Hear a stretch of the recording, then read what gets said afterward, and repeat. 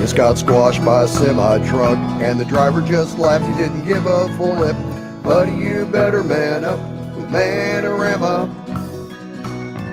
If you just can't seem to find a chick into who you can put your devotion, son, you should man up with Man-O-Rama. Come hear what you should have learned when you was a lad. If only you'd not had that sorry excuse for a gender non-specific parental figure. If the guys from work want to grab a beer, but you decline because you're just too queasy, man, you need to man up. Come on, suck it up, buttercup. Oh, buddy, you just better man up with Man-O-Rama.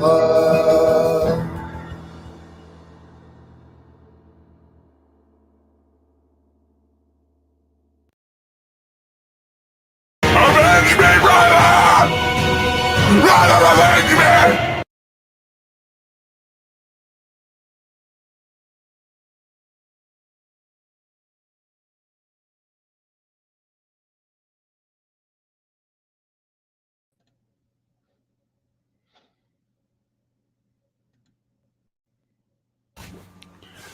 Ladies and gentlemen, I'm the host of the Goat Pen and Man-O-Rama, with an army of head-slamming, four-legged animals you could swear are into heavy metal. I'm the Goat Father. Make him mad, he'll do his smashing. His Eleanor's cruising for a bruising. If you cross him, it's Rancor Steve. How you guys doing? It's good to be here on a Thursday, Thirsty Thursday, whatever you want to call it. Yeah. Oh, yeah, I'm glad to be here. I'm glad. Let's get this 10th episode going, baby. You got it, buddy. Time for the Man-O-Rama show. He may not have his red, white, and blue cape on tonight, nor is he a cheese-eating surrender monkey. He's looking to take on the villains. It's the Comic Relief Crusader. Hello, sir. G'day. He sails the high seas, and he's looking to destroy with his own destroyer. Mess with him, and he just might get the Gatling. It's JRC. Hello, sir. Hello, my fellow brothers. It is great to be here, manly style. Last but not least, this man has so much experience, you just might need his product in order to cool off your brain after hearing what he has to say. His voice runs on the waves, and radio is his game. It's the Lost Wanderer. Hello, sir. You're on the air, Jeff. You're on the air. Good Thursday. Hope everyone is having an amazing, amazing day. Awesome. So I'm glad to have this show happening today. I needed it. A little stressful, but that's the life of being a man. It's just dealing with life, It ain't no butterflies and sunshine.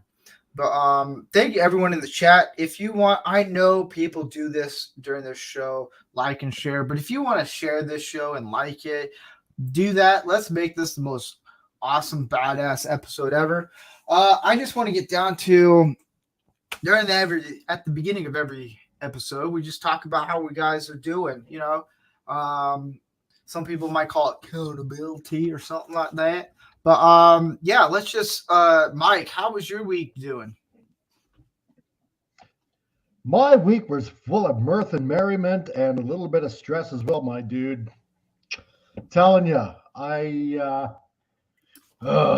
10,000 brochures for a client, and then when they finally arrived, damn, some of those boxes were just water damaged. Oh, I felt like exploding. But other than that, pretty good. I got a beer and ready for another awesome show. Mo compadre.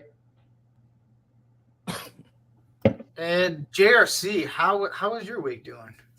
Oh, doing great. I just had a fun time at the range actually all day long, so that was fun. So come home after a solid day of hard work. One of the cool things was I finally got to watch Black Adam this week after Right. after What a What did long you hiatus. think of? What did you Oh, think I of thought it? it was.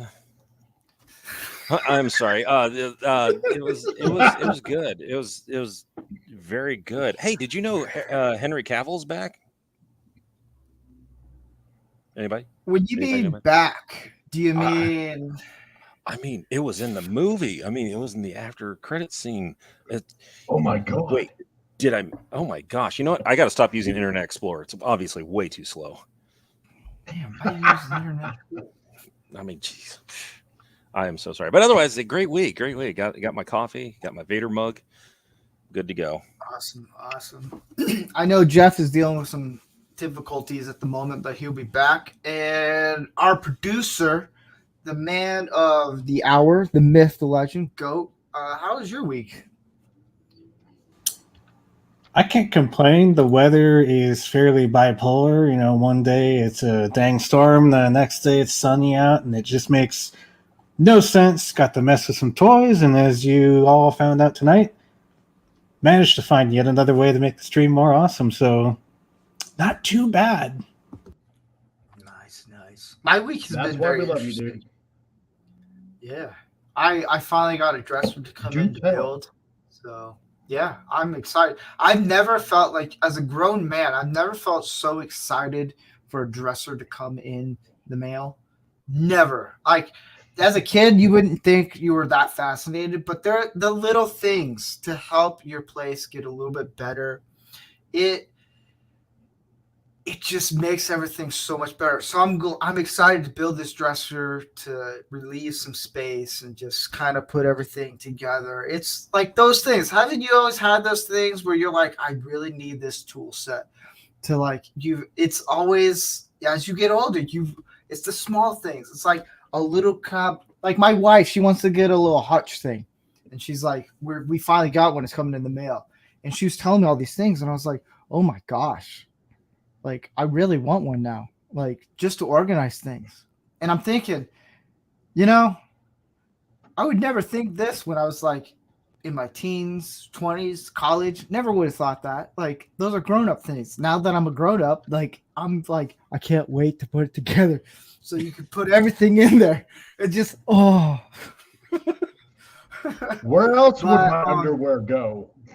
I know, right? I'll just leave it in You the don't just throw it hutch. on your couch.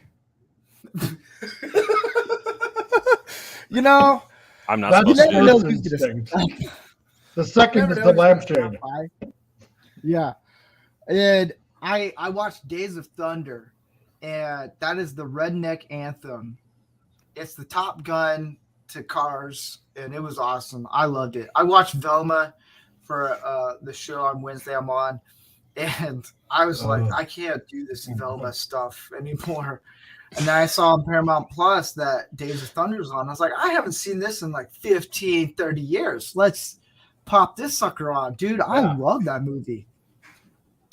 You know, I actually got to review is a something good actually this movie. week too, as well, that I never thought it was so weird. So I am a diehard Trekkie, and I actually got to rewatch that, which I forgot I had on DVD. I had to actually dust off my DVDs today, and I had Star Trek II: The Wrath of Khan, the director's cut on DVD, and I completely forgot I had that. I decided to pop that in, and if you guys haven't seen Star Trek II, which I'm sure a lot of you have, the director's cut is like watching a completely, it's the same movie, but it has way more scenes in it, and some of them I think deliver a better plot story and better drama. And it's like I've watched Star Trek II: The Wrath of Khan for decades, and it was like watching a whole new movie, but it was just still the same movie. It was awesome. Oh, yeah. Speaking of Days of Thunder, down in Yes. Kings Dominion amusement park in Virginia for Awesome. a while, they had Days of Thunder ride. Yeah, Oh, I I actually went on it.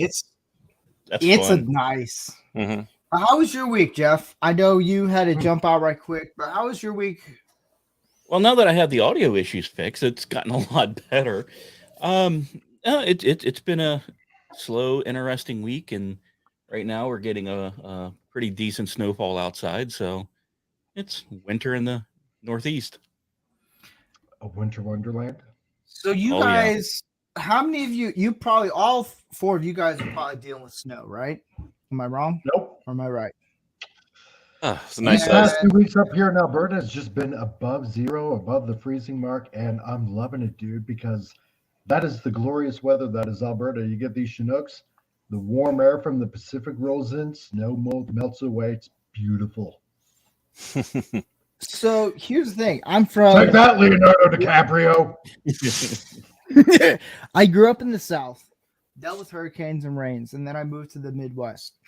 And that's where I learned how to be a cowboy, ranch, and everything. And I will take snow any day. Like we've been dealing with, luckily, I think the storm's kind of passed now. And I remember, I think it was like, 2 weeks ago or 2 or 3 weeks ago or something like that. It's all blended. I've lost so much sleep because of this stupid storm. And they're like, yeah, it's going to be a category 3 type hurricane. I was like, California? Like, okay, we'll see. And it started off really sucky. And I was like, this ain't no hurricane. I texted Gary and I texted Andy Masterson. I was like, you guys ever been through a hurricane? And Andy's like, yeah. And Gary's like, yeah. Yes. And nothing. I was like, it's just sprinkles.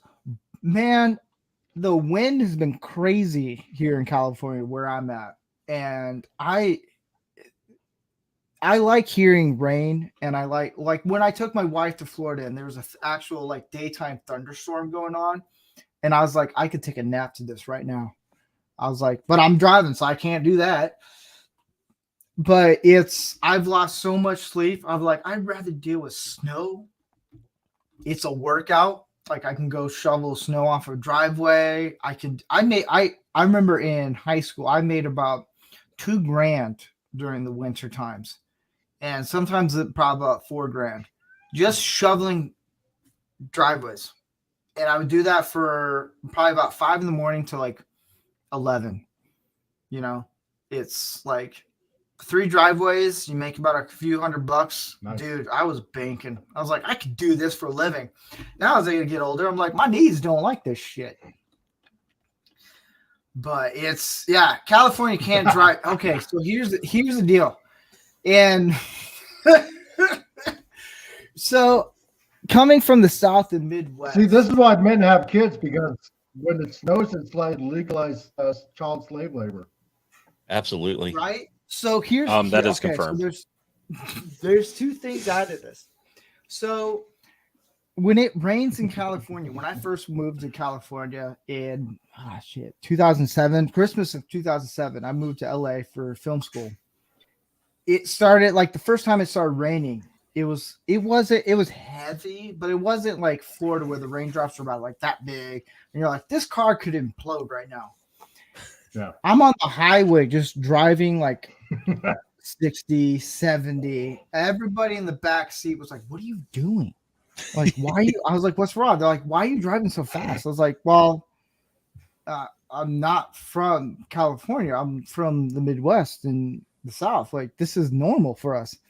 And they were freaking out. California, if it sprinkles, like a daytime little sprinkle, like a spritz of water, like Jesus just sneezed, and it's all went all over California. I can confirm California drivers don't know what the fuck to do. They're all like, what's going on? My wife, on the other hand, she's like, I'll drive right through it. And I was like, oh, yes. Well, here's the thing. Like I said, I'm sorry. I wanted to point it. This is true because the thing is I actually lived in California from 88 to 89. I lived in Calamasa, and when I was a kid, and they actually used to close the schools for rain days because I was in Southern Cali because of the flash flooding and everything. Oh, dear God. They would literally close the schools for rain. So if it started sprinkling, we'd get a phone call, and all of a sudden, like, going, nope, gotta do it because of all the flash flood alerts. I lived right near the big washes that are near between Calamasa and Yucaipa.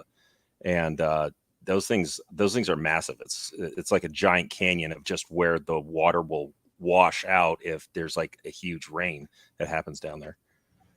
That's so stupid. Yeah, but yeah, they would close school for rain days. I was in I second don't grade. know if you guys have Wow. probably done public school and stuff. I don't know anything about snow day, like cancel school. I was homeschooled. Like if there was snow day, still do school. It probably explains why I finished high school at 15. But no, it's if you go in certain areas like near Tahoe, then you drive normal. But if you go LA, it's like the worst. And where I live, it's dude, the anxiety in the aneurysms and the prostate that goes into driving where I live. It's like pick a fucking lane. But no, if you go up like more northern California, it's nice. It's the city people, dude. I'm like, oh jeez. Strap a truck on this. Like LA, I've never seen a truck, like a big truck.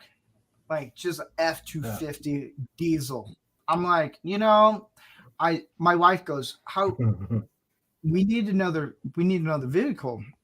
Because we have one vehicle right now. And I was like, you're right. I'm looking at like the diesel F2, like the whatever it is, the 2500, the F250s, the F350s. I guess now there's like a Ford F1000 or whatever the shit it is. I found out that hold up, ladies and gentlemen. Okay. And yeah, so right now, as I'm going to just cut my story off right now. Right now, we're going to introduce a new segment. And that segment is called Give Me That Headlines. So this segment is anything that we've noticed in any state, city, articles, whatever that's been posted, and we will dive into them. And these are right now, tonight, we're not going to do the don't be that guy tweet, which I'm kind of bummed out. But, I think a lot of simps and betas are figuring this all out. They're like, you know what? We're watching your show. We're not going to do any more of that right this week. But tonight, we're going to get into a little bit of articles. Anything in the news that has popped up recently. Some of these are great. Some of these. Nice. So we're going to talk Shall we dive in? Oh, please. Let's do this. Yes. All right. You asked for it. It gets delivered express. Oh, God, dude. I this one, okay. I thought we couldn't have prawn on the show. I know. Prawn. So this one, I had a really hard time with this one. And by the way, I want everyone to know I don't know what Goat has ordered these in, what segments were these in. I think I told him do this one last. But everything that he puts on here is going to be random. Oh, you didn't this one. have one for last, so I just put them all in random. You do you, man. You do Randomizers you. are fun. So, married police officer fired for sleeping with more than half the department, some while on duty. All right. So, Greta Thunberg decided to be a cop. And this is just hilarious.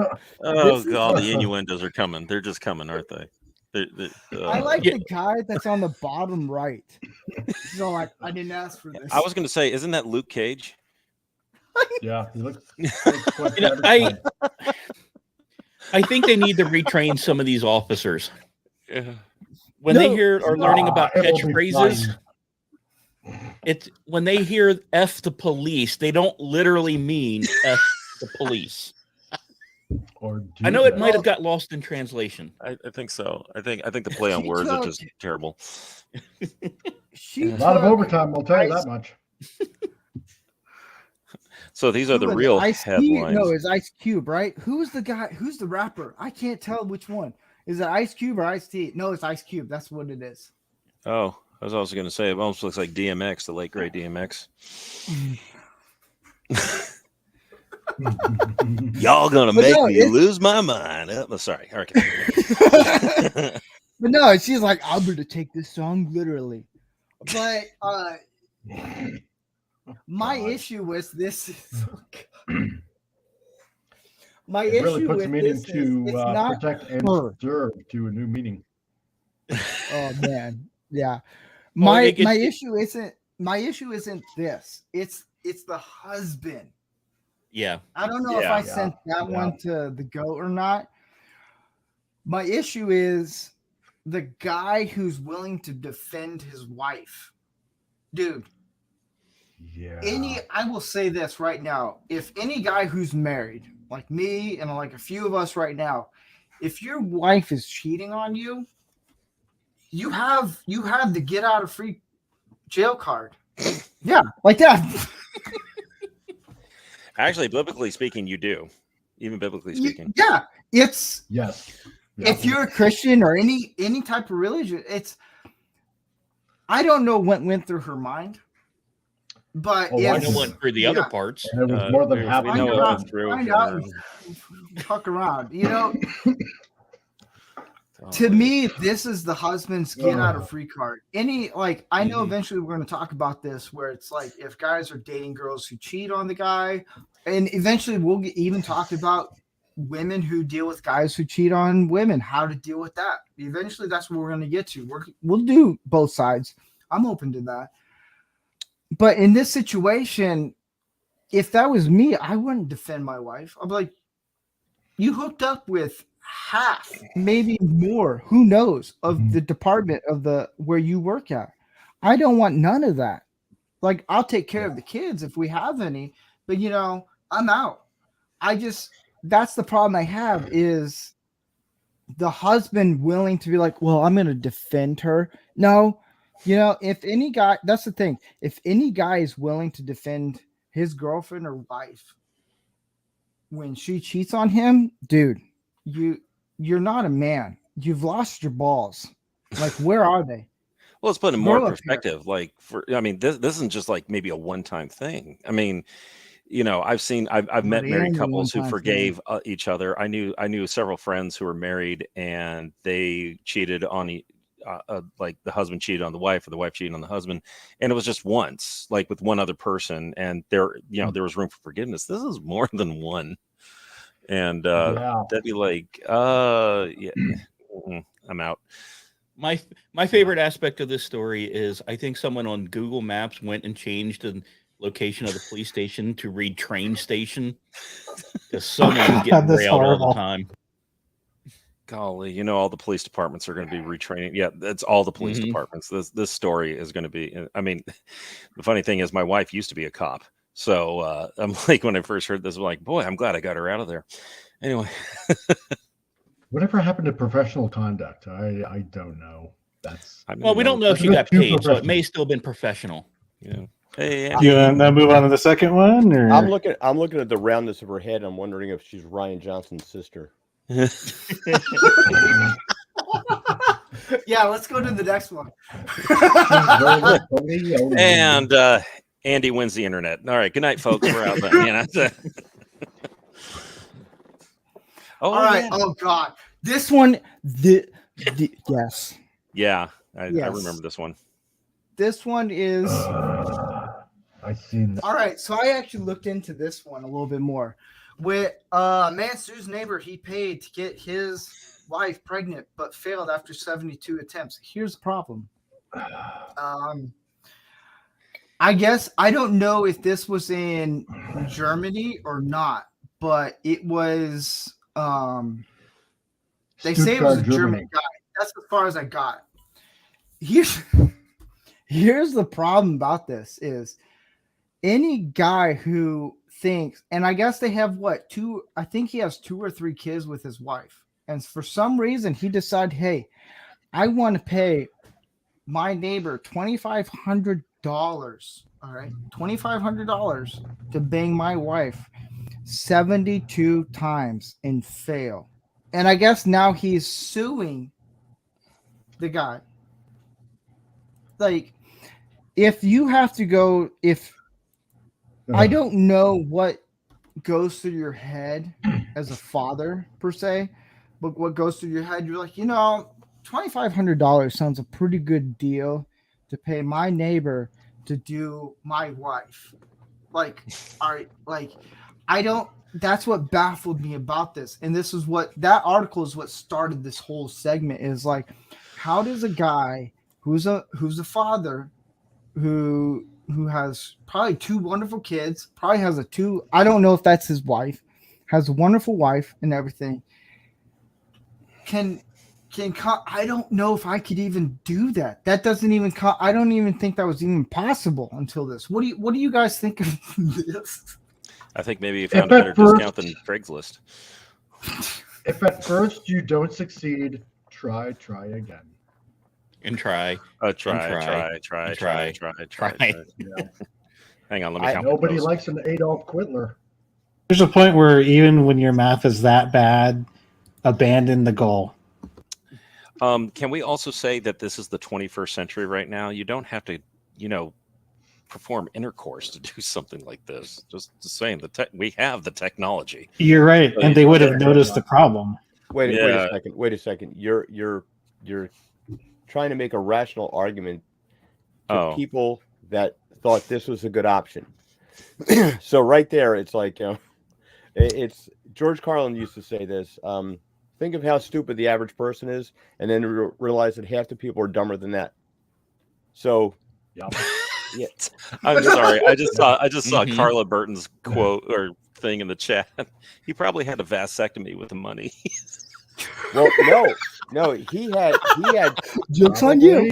Yeah. The neighbor had 2 kids. Then, after it wasn't working, he went to the doctor and found out that he was sterile. So his wife had some explaining to do that they weren't his kids. Whew.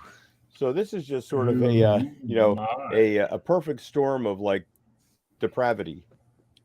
It was the neighbor's kids. I mean, if this was in Germany, can you imagine listening to the arguments in German right now? That'd be amazing. I'd pay good money to see that. I can, because my mom's German, my dad's Austrian, and I can picture it just clearly.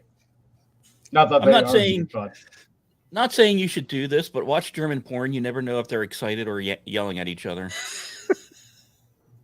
Or Russian. That one time I saw the German version of like the Rainbow Connection from the Muppet movie. That was the most hilarious thing I ever watched. Yeah. So okay, this is a Babylon B one. All right, this one is hilarious. So this dangerous. The dangerous rise of men who won't date woke women. It's a Babylon B article. I think that's what it is. Here's the deal. There's a good reason why we don't date woke women. Any guy who thinks I want to date, look at the hair color. That's all you got to do. That's your first sign right there. Red flag. If it's a pink, blue, purple, anything, just move along. Move along. I love it. I like how they pick a guy who has a white male, tattoos, slick hair back, everything. It's like, yeah. I was like, yes, because old men are like that with slick back hair.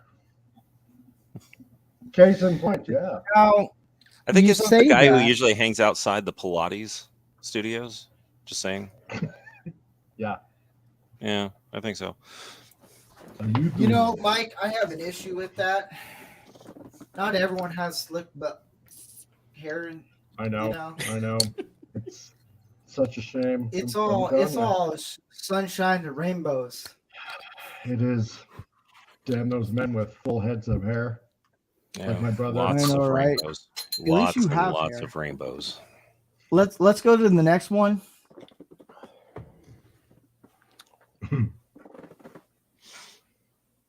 Oh my gosh.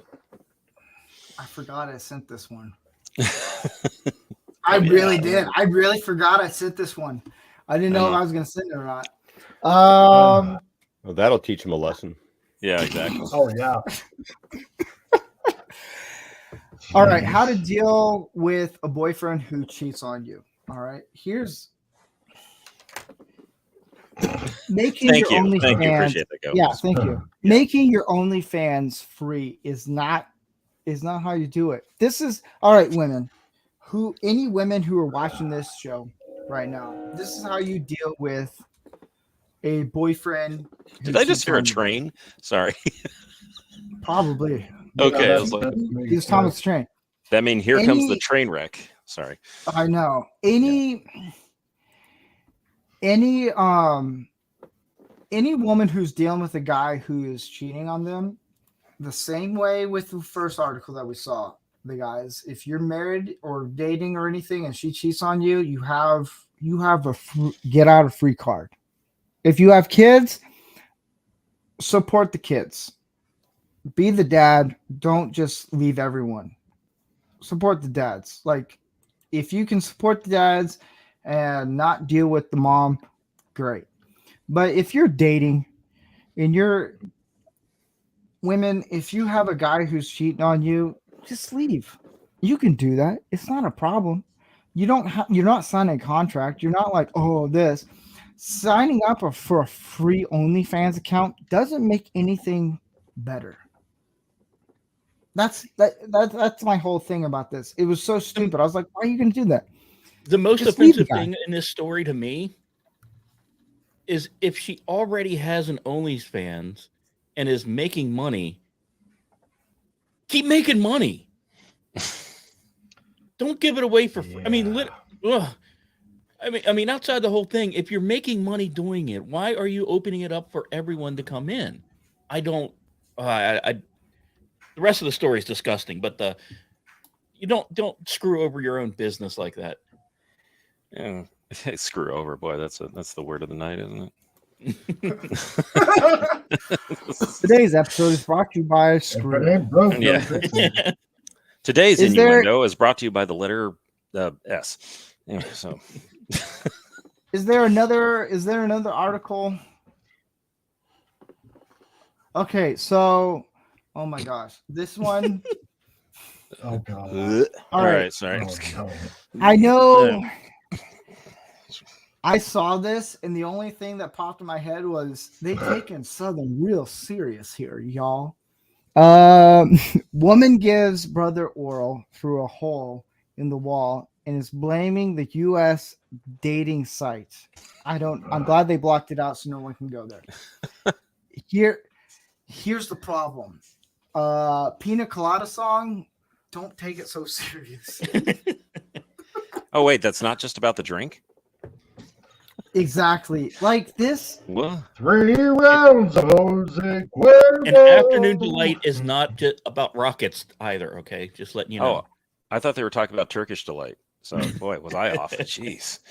Everyone in the chat, everyone watching, I do not condone this. I just, stay off the dating sites, stay off all that stuff. This is if PJ is still there, I just had the thought of from the Orville, yeah, now entering glory hole. Sorry, yeah.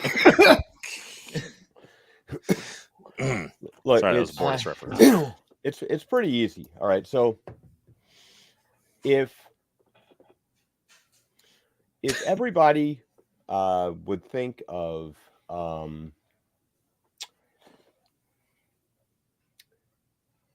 something you really, really love, like a beloved pet, okay? You wouldn't let your dog run through like the Everglades and, look like alligator snacks and stuff. Think of your penis that way, okay? So if you're willing to stick that thing through a hole in the wall and not know what's on the other side, first of all, you've got like more faith than anybody I ever met. Okay. Because I mean, you could get somebody snaggletooth, you could get somebody, there could be all kinds of herpes and stuff jumping around in her tonsils and whatnot, or it could be a dude. It could be a dude, like Can you imagine if nobody knew what that was? Mouth. Can you imagine if nobody knew what that was, and all of a sudden like going, "Huh, I want to put my dick in that." Well, here's my question: how did she know it was her brother? Yeah.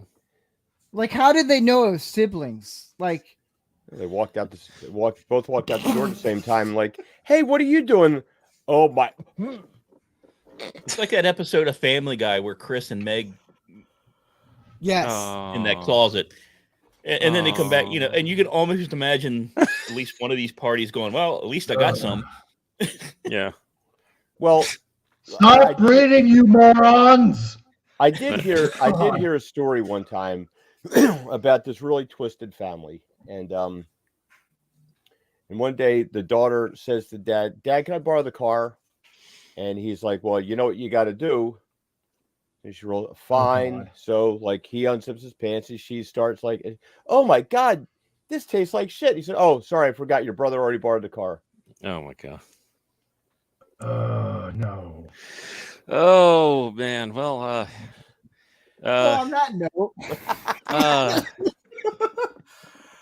we're gonna get into the new segment.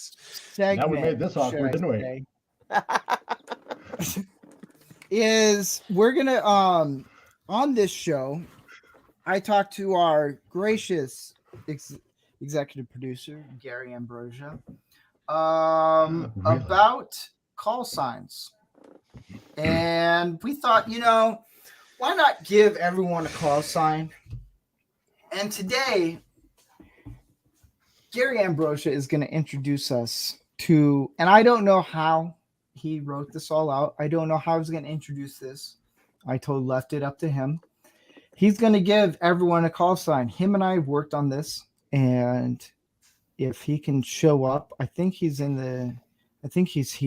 I think he is here. Yeah, Goat, if you can give him the privilege to jump in, we're going to get into this. I might have to check and see if he's here. Let me just check my phone real quick. He should be here. He should be here.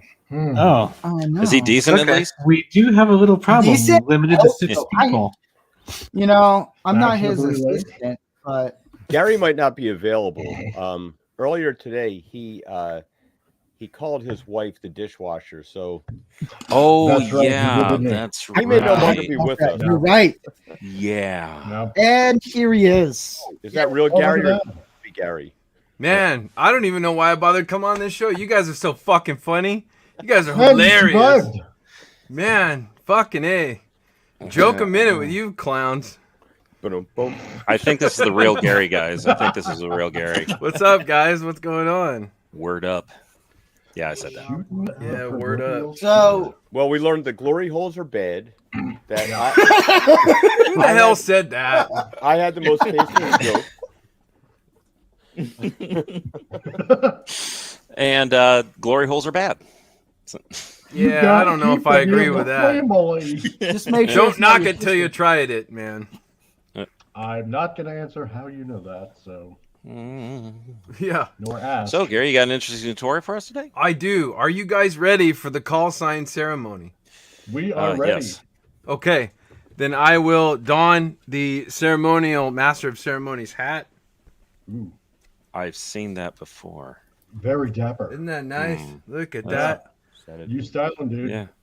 Do you also have a mini car to go with that? I do. Okay, cool. Oh, hail the I will. Yeah. I will proceed. I'm hail to everyone out there in the chat. Right now, I got to switch to something else. I will not be able to respond to you guys, but hey, I love y'all out there, and it's good to see you. And thanks for being here. And this is a very special segment where the panelists will be given a call sign. If you'll just bear with me for one moment. Okay, let us begin the ceremonial music.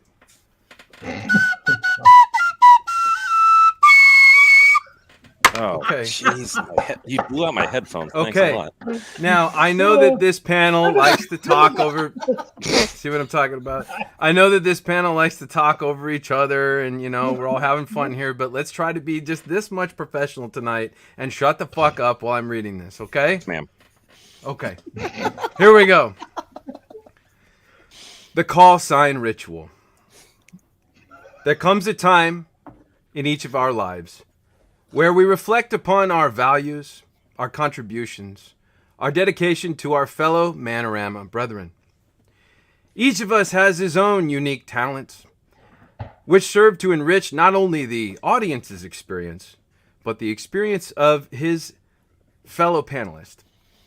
Today is that special day on which a grand tradition is fulfilled, whereby all that a member of Man-O-Rama panel has to offer is summed up in one short nickname, or as tradition would recognize it, the call sign. Are you ready? Yes. Booyah, ready. Let's Yep. do it. Always Very ready. good. Booyah.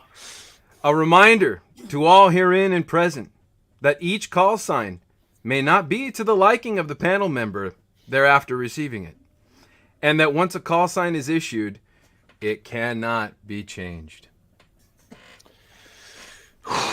All right, here we go, fellas. Who wants to go first? Steve should go first. No, he's okay. last. No. Steve's last. Okay. You know what? We'll do Andy first. There you go. I We'll do volunteer. Andy. I volunteer as tribute. Okay, here we go. Yes, All right, if you Jennifer Lawrence. could, Goat, if you would please have everybody appearing on the screen. If you could do that while I read this. Do I need to Okay, stand at there we attention? go. That works out. Okay, here we are. Lord Andrew Masterson of Glencoe County. Wisdom, strength, and as some of our female and male audience members have noted, beauty. Lord Andrew Masterson of Glencoe County is undoubtedly supported by all three of these pillars. For it is by his wisdom that the Man-O-Rama panel is guided. And if not for his countless and seemingly never-ending anecdotes, our cowboy-hatted host would truly be lost at sea in his own stammering and incompetence. And although his wisdom ages him far beyond his panel brethren, he could still wipe the floor with any one of us. As his name states, he is truly one tough son of a master.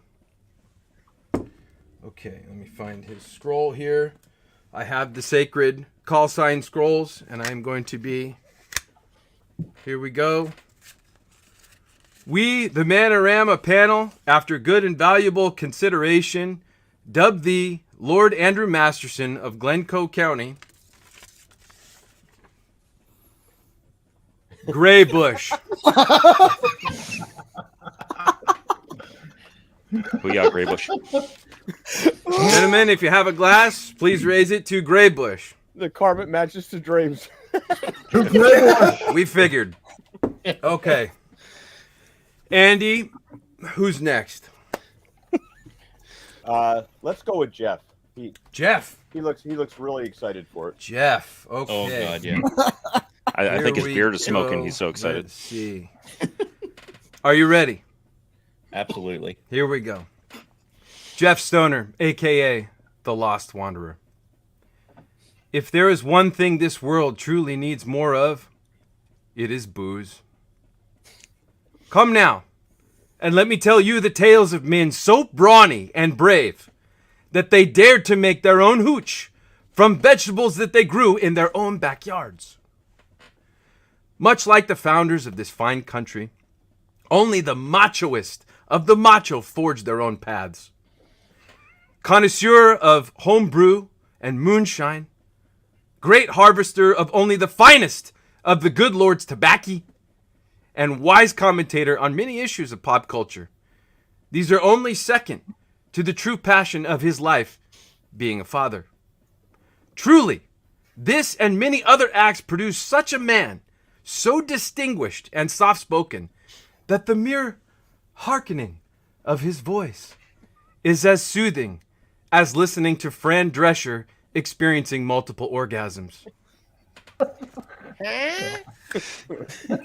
sacred role has been revealed. We, the Man-O-Rama panel, after good and valuable consideration, dub thee Jeff Stoner, a.k.a. The Lost Wanderer.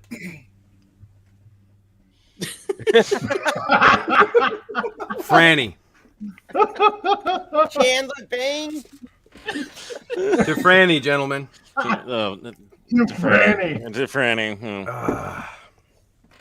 All right, Jeff, who's next? That's something I can get behind. Not bad. Anyway. Let's go JRC. Ooh, okay. Oh, I'm sorry. I have to come to JRC. attention. This one is one of my favorites. Okay. Aw. So let's go up here. Joshua Sider, a.k.a. JRC 99 US. Navy veteran, husband, father to several accounted and possibly unaccounted children. a great lover of our fine franchise institutions, which are well known for their macho and manly followers, such as Star Wars, Star Trek, and Dungeons and Dragons. For many is the tale of Joshua, while poised on active duty, that he, alongside our mighty and honorable U.S. Marines, slaughtered many fiends and orcs, as well as single-handedly conquering the odd aberration, armed only with a 20-sided die. He is our newest addition to the world of live stream entertainment, and we have the utmost faith that his purity, his abstinence, and his desperation will shed over time as he spirals down into the descent of bitterness, contempt, and heavy drinking, much like his fellow panelists have done before him. The sacred scroll has been opened. We, the Man-O-Rama panel, after good and valuable consideration, dub thee Joshua Sider, a.k.a. JRC99US. Like a virgin. Virgin. Oh, crap. Thanks, you guys. I appreciate it. That's very nice. Here's to the virgin, guys. Just to let you know, this is decaf. Okay. Virgin, who's next? That means he doesn't know what the Black Angus is. I think that's the glory hole down the hall. Anyway, Oh, and gentlemen, I am included in this, so you can choose me as well. All right. Well, So you Gary's get to got to pick, be the Virgin. penultimate one. So let's go with Mike next, because Mike Might Lorber. as well. Mike My body Lorber, is ready. a.k.a. the Comic Crusader. The Comic Relief Crusader, sorry. Michael Lorber, a.k.a. the Comic Relief Crusader. Some say talent makes the man. Some say the man makes the talent. Neither of those statements are true, however, they do sound quite profound when read aloud. They do. There is but one major difference between mankind and animal, and that is the ability to make art.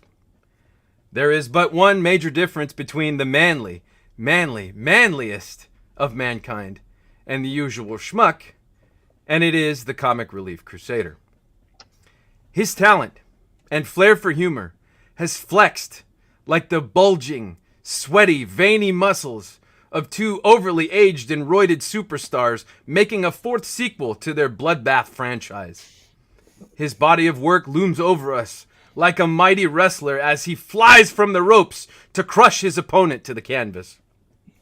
His incredibly butch and macho presence can only be compared to the statue of David if David had been wearing a dress. Michael Lorber, you are quite literally the embodiment of man to which we all seek to ascend.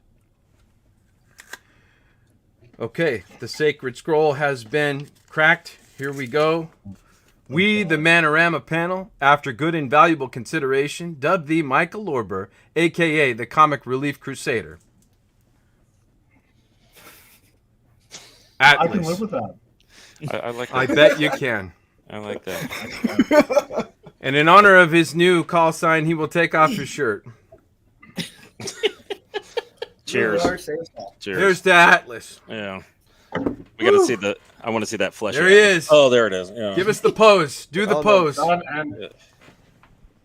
no, my screen went blank. Yes! There he is, folks. Atlas. And Atlas I just incarnate. Literally has the world on his shoulders. All right. Atlas, who is next? Hey, Goat, you forgot the sensor. Matt, who am I to judge? Yeah, okay. I'm It's just just saying. goes across the screen of his. Yeah. Atlas, who is next? We're going to be flagged for moobs. We shall do. Got to be Gary next. shall do. Steve's last. We need to put up. Yeah. We have the Goat Father as well. That is right. true. That is true. No one So said Atlas, let Atlas choose who is next. That's right. Well, let's see. Dark Helmet, don't flag us, please. Yeah. We will do you, illustrious Gary, for Me. we shall save our glorious leader for last. He chooses. We were talking a lot about glory Gary, earlier. right? Yeah. One Yeah. glorious whole. Yeah. Mhm. All right, here we go, Only one? guys. Here we go, There can guys. only be one. Gary Ambrosia, a.k.a. Gary Ambrosia.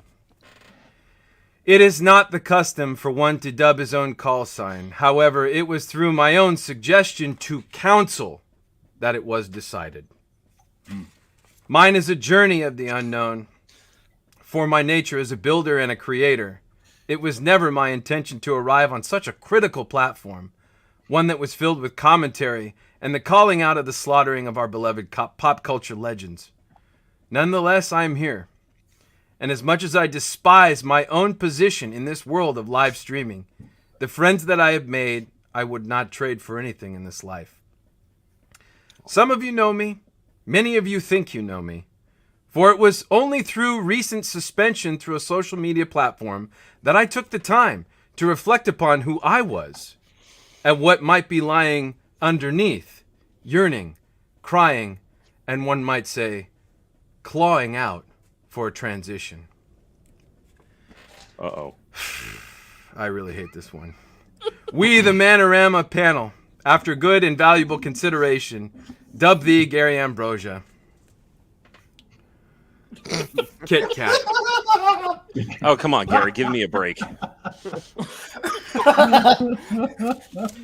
Serves me right for starting that bullshit. Okay, the goat is next, since it's my choice. Not the size. It's the goat father. Here we go. It's time for the goat right now. Yeah. Okay. Won't be too bad. Stop. All right, here we go. Serious. Oh wait, hey, cheers to me. Kit Kat. Sorry, Kit Kat. Oh, yeah, May your wafers always be crunchy. Right. May my litter always be dry. Yes. All right, here we go. The goat Your father. chocolate's so smooth. The goat father. History has shown time and time again that behind every great man, there is a woman, a supporter, a companion. And if history remains consistent, then behind Rancor Steve, there is a goat. For where would Lewis be without Clark? For where would Mo be without Larry, Curly, and Shemp? For where would the crew of the Apollo 13 be without whoever that guy that was played by Ed Harris? Hours and hours, hours and hours of behind-the-scenes work, preparation of episode content, and the censoring of idiotic remarks during a live broadcast are just another day for our man. The goat has always been considered nature's human trash compactor. For no matter what you throw at it, no matter how inconvenient, no matter how indigestible, no matter how inconceivable and repulsive something might be, the goat will take it all, bite by bite, and be still standing, ready for more. The scroll has been opened, gentlemen. We, the Man-O-Rama panel, after good and valuable consideration, dub thee the goat father, the wife. Gentlemen, Yes. here's to the wife. Here's to And the wife.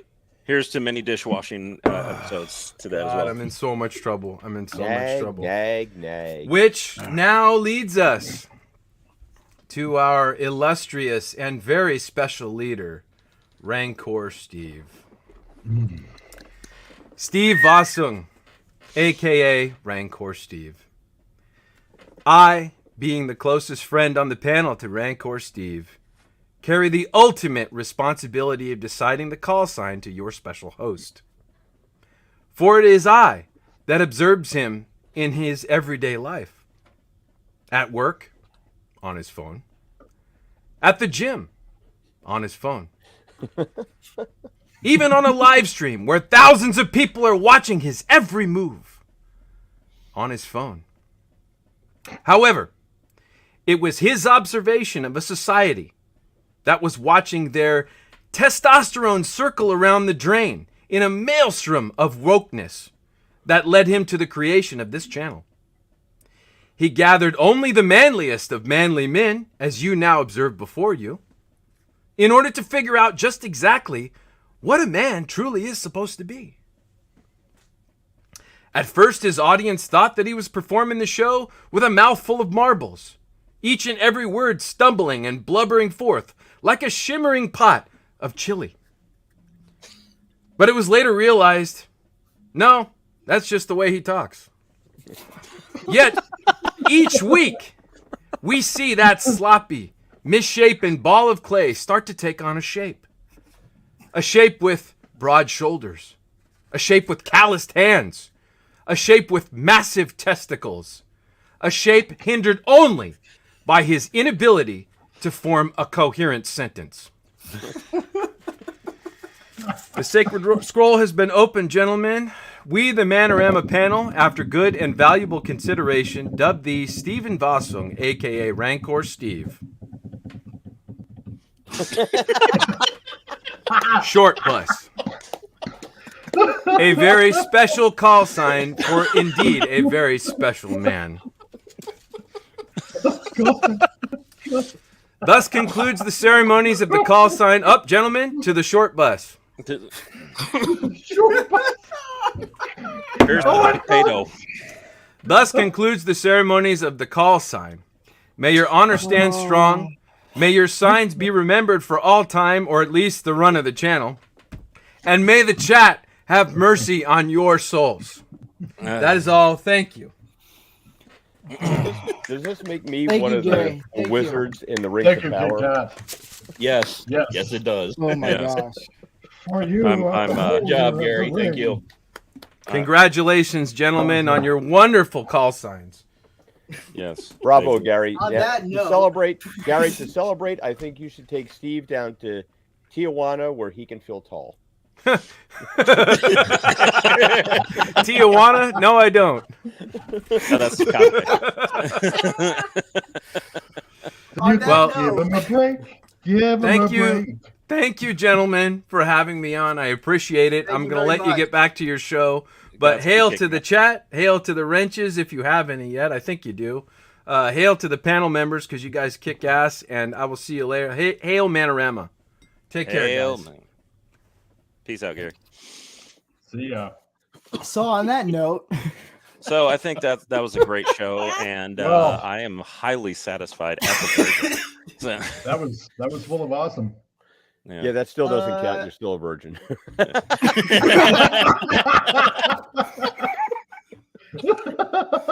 it's No matter okay, how Gray satisfied- Bush. No matter how satisfied you were.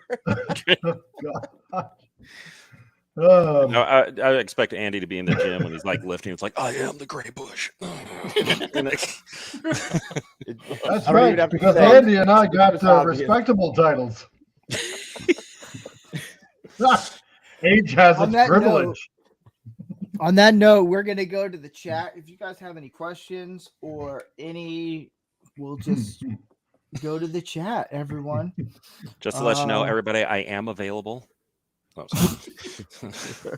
Oh, And then here's the funny thing is, you can all call each other by our call signs instead of just saying JRC, Jeff. You can all call ourselves the call signs, you know. Roger that, short bus.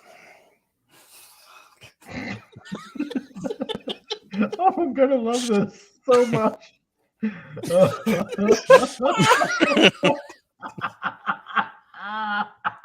I hope that's not too much of a handicap for you. Oh, oh God! We're never gonna get past this. Oh, it's gonna hurt so much, but it's so good. Oh God. Oh. Anyways, I like potatoes. SP4H, you haven't escaped. We're still coming up with one for you. I escaped the purge. LOL. No, you haven't. Oh, No, you we'll did think of not. something. You just skipped round one. Mhm. Yeah. There's more people. We will get Oh. you. We have to think about frequent guests, Canadian Spider-Man. Oh Right. Oh, yeah. Where we have to get Brandon in here. He needs Yep. his. Like he's Yep. been dodging us for the last couple weeks, but he'll be sucked back in and be dubbed rightly. Did you have to say Oh yeah. So the idea behind this is if you've been on at least 2 or more episodes, you get a call sign. Because if you've been on the second time, then the chances are you are gonna be on a lot more. So that's the idea, is giving everyone a call sign. The problem is trying to remember who's who if it grows any bigger. So Canadian Spider-Man, if you're out there, we have a call sign for you. And Brandon, we have a call sign for you too. Nice. I think we somebody have else in DC get a call sign. And we have one for Doomcock. We have one for, I might come up with some for the wrenches. This was, in Fed for Hire, you ain't getting away scot-free. You got one too. Yeah, short bus is coming for you, man. Short bus is coming. God, dude. It's just a matter of who's going to get to you first. Short bus or that train we keep hearing. Yeah. It's like, who put a train horn on the short bus? It's coming for you. Oh no! You're like, well, that darn thing. I'm quite sure that short bus plays Dixie for its horn. Well, see, as a virgin, I cannot ride the short bus. The short bus is orange with a General Lee flag with a Confederate flag on top. There's flames coming out of the exhaust pipe. Round and round, round and round, I will be going. I'll be tracking down a Matchbox car and giving that a General Lee repaint. Let's just say that emergency back door is always open. Anyway. The stop sign is always out. The jokes keep coming. Any other question? Any other comments, questions that pop it up? No short bus. I'm good. Okay, Virgin. There's no radio on the short bus. It's just two guys playing banjos. Yeah. Right, wife. Yeah. Wife. Oh. Wife fighting back. Kill wife. Wife gone. Think about wife. It's a Big Daddy. Wait, did Gary come back? Is that Gary? Correct.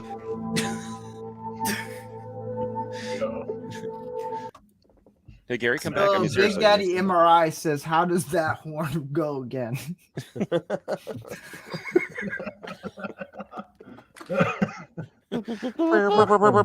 Hey guys, my ribs hurt so bad right now. No, it goes. I told you I had something for that. Don't ask me how. It's an old joke friends sent around, but I'm like, holy crap, I remember I had something for that. Yeah. Nice. Oh man. You know, I just realized something. If we paint the short bus like the General Lee, Steve already has the Daisy Dukes.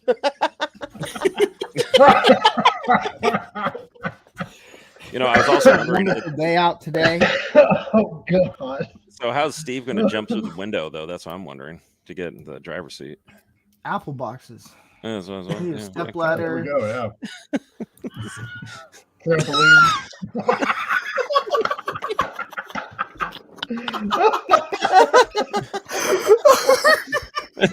So wasn't that the other side of the glory hole? We just... Oh, that's perfect timing, dude. That is perfect. Oh God. Oh God. What was Comedy gold. That was the Wilhelm scream, wasn't it?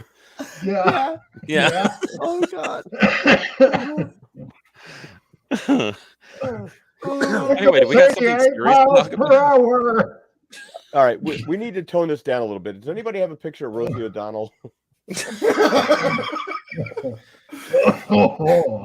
Yeah, that's tired. Oh God. I think Gary left. He might have had it. I think Ray Bush has something to say about Rosie O'Donnell. Don't think death gets you off the naughty list. Well, we could have Atlas put on a bra and he could double as Rosie. He's gonna, yeah, definitely. Please keep the shirt on that time. Although I think Rosie has more of a beard than he does. Yep.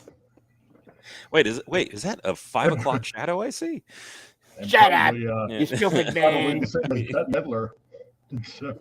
Oh God. Ew. Sorry. Rosie's the wind beneath my wings. Which wings? Oh man. Left me. I need to go higher. So Anyway, on what that were we note- talking about? Dude, we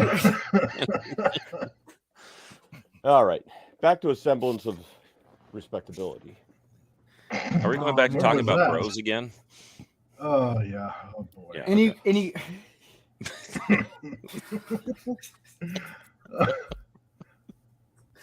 honestly, I And didn't thank know you how all for well this tuning would in. go. We appreciate your patronage. Yes. Yeah, we thank for the support. I didn't know how well this would go. Dude, this is hilarious. I'm in tears right now. Oh man. This is just That's a virgin. I have plenty man. of tissues for you. You never have enough tissues as version. Oh yeah. Here you go. Okay, so There it's a you go, chamois. Steve. Sue me. Big Daddy MRI said I used to have a call sign, Peter Rabbit, but I broke up with her. You don't hear Marcus complaining about too much cream.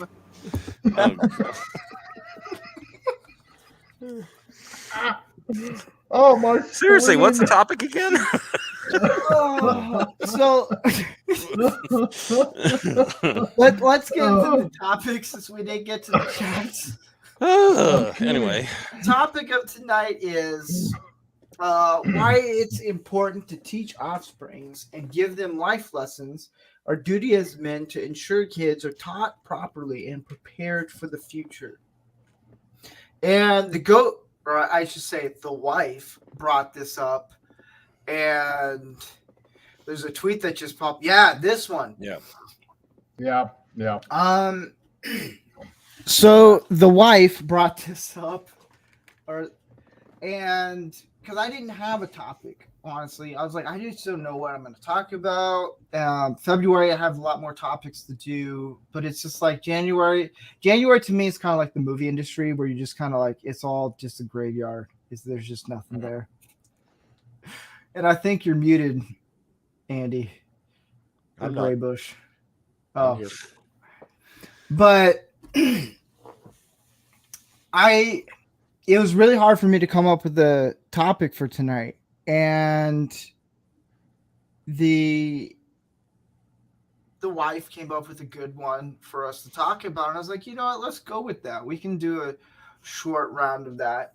And to me, I think being a dad, it's important to teach their kids like life lessons. Life is not going to be easy. It's going to be hard. It's going to be tough. You're just going to have to deal with it.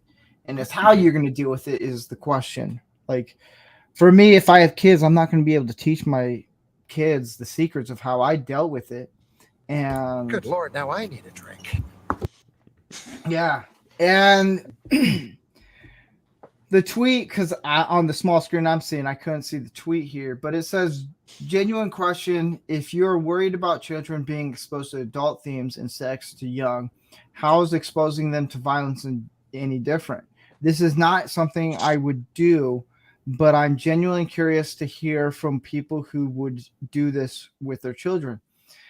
I saw this video, and this is the best example of a dad teaching his kids safety. And you could see I've done a lot of gun safety classes, and I know a lot of guys on this panel could agree to this, that the kid is doing everything right, even though he's super young, but he's doing everything right.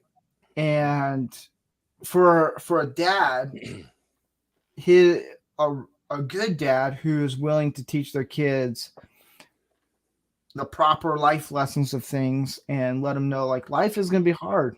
I'm going to teach you some things that's going to help you along the way. And I don't think any dad is willing to give all the secrets out because it's going to be different for each person. Like my dad, what he went through is going to be a lot different than what I'm going through. It's how we can use those tools and those criticisms to learn. So I wanted to hear what you guys in a short way of what it is to teach your offspring's life lessons, whether it be with sons and daughters, whatever, like that comes together. It's like even when women get older and become adults, like there's life that goes a lot different than what guys go through. But how like I just wanted to get your point of view on it. I want to jump on this if you don't mind. Yeah. So with freaking everything I've seen about all these subjects, and I realize, a kid, like when you look at it, that's a small little kid. I understand a lot of people are going to have a problem with that. Totally get where they're coming from. As a kid, they can be unpredictable. But with everything going on, and I saw the comments are horrendous. People are like, oh, you should take the kid to a drag store. You should take him to a gay bar. Like, no. With the gun? I'm not touching that with a 10-foot pole. Anyway, that was a good one. So I would say it's far more important to teach your kids about defending yourself, defending your family, and defending your property and even your friends, which makes complete sense compared to all this sexualized trash where the end goal of those other people is to diddle kids and make that normal and try to get all the way toward that crap. No, none of that rainbow crap. I'll take the kid that knows how to be safe with a tool and weapon. Maybe not that young, but all of what I mentioned, family, yourself, friends, whoever needs protecting, especially when you're aware of what's happening. That way you're not just randomly taking a side. Far more important than the rest of that crap. So I'll let everybody else have a turn.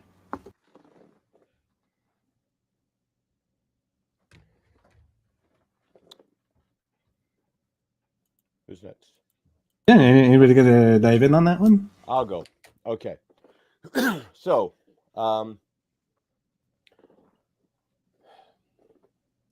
first things first. There's a time for innocence, and innocence it's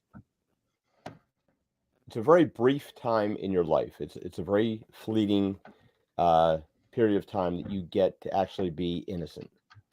However, it is never too early to start teaching a child to break away from naivete. So, when my kids were young, I tried to put some of the dangers into their minds that, in a way that they could comprehend. As we see, there's a lot of exploitation of children, but without having to delve into those gory details of those things, I explained to my children that there were bad people out there that would steal and eat children, which I thought was much better than the concept of molestation and potentially life-ending things. And it was something that they could understand because, like, they know what it's like to eat food, and of course, that's like it's a terrifying kind of concept that something's going to eat you. That being said, teaching children that there are threats out there is something that's absolutely vital for survival, something that has been lost with a lot of people. We see this all the time in the discussions people have about like their opposition to, say, something like hunting. I think everybody should go hunting. It will teach you to respect the life that you take. It's one thing to see something on a video game where something gets shot. It's quite another thing to see the aftermath of taking a life and understanding what it's like to even like gut a fish and see that fish like stop breathing. It's rather unnerving and traumatic. There was a very famous meme of someone who put a thing out there that how hunting is so terrible that people should just go to the supermarket to get their food where no animals were harmed. And like all those like somehow those animals like that you're eating in the meat case weren't actually alive ones. But also, when you go hunting, there's no waste. Anything that you leave in the forest, like you kill, and anything that's left, nature is going to take care of in short order. You go to a supermarket, and as someone who worked in supermarkets for a long time, you would not believe the amount of animals that get thrown down the dumpster every day. So teaching kids about reality is number one. The idea that you'll have to defend yourself is the second most important thing. You may never need to defend yourself. If you're lucky, you will never need to defend yourself, but you should be able to, and you should be aware.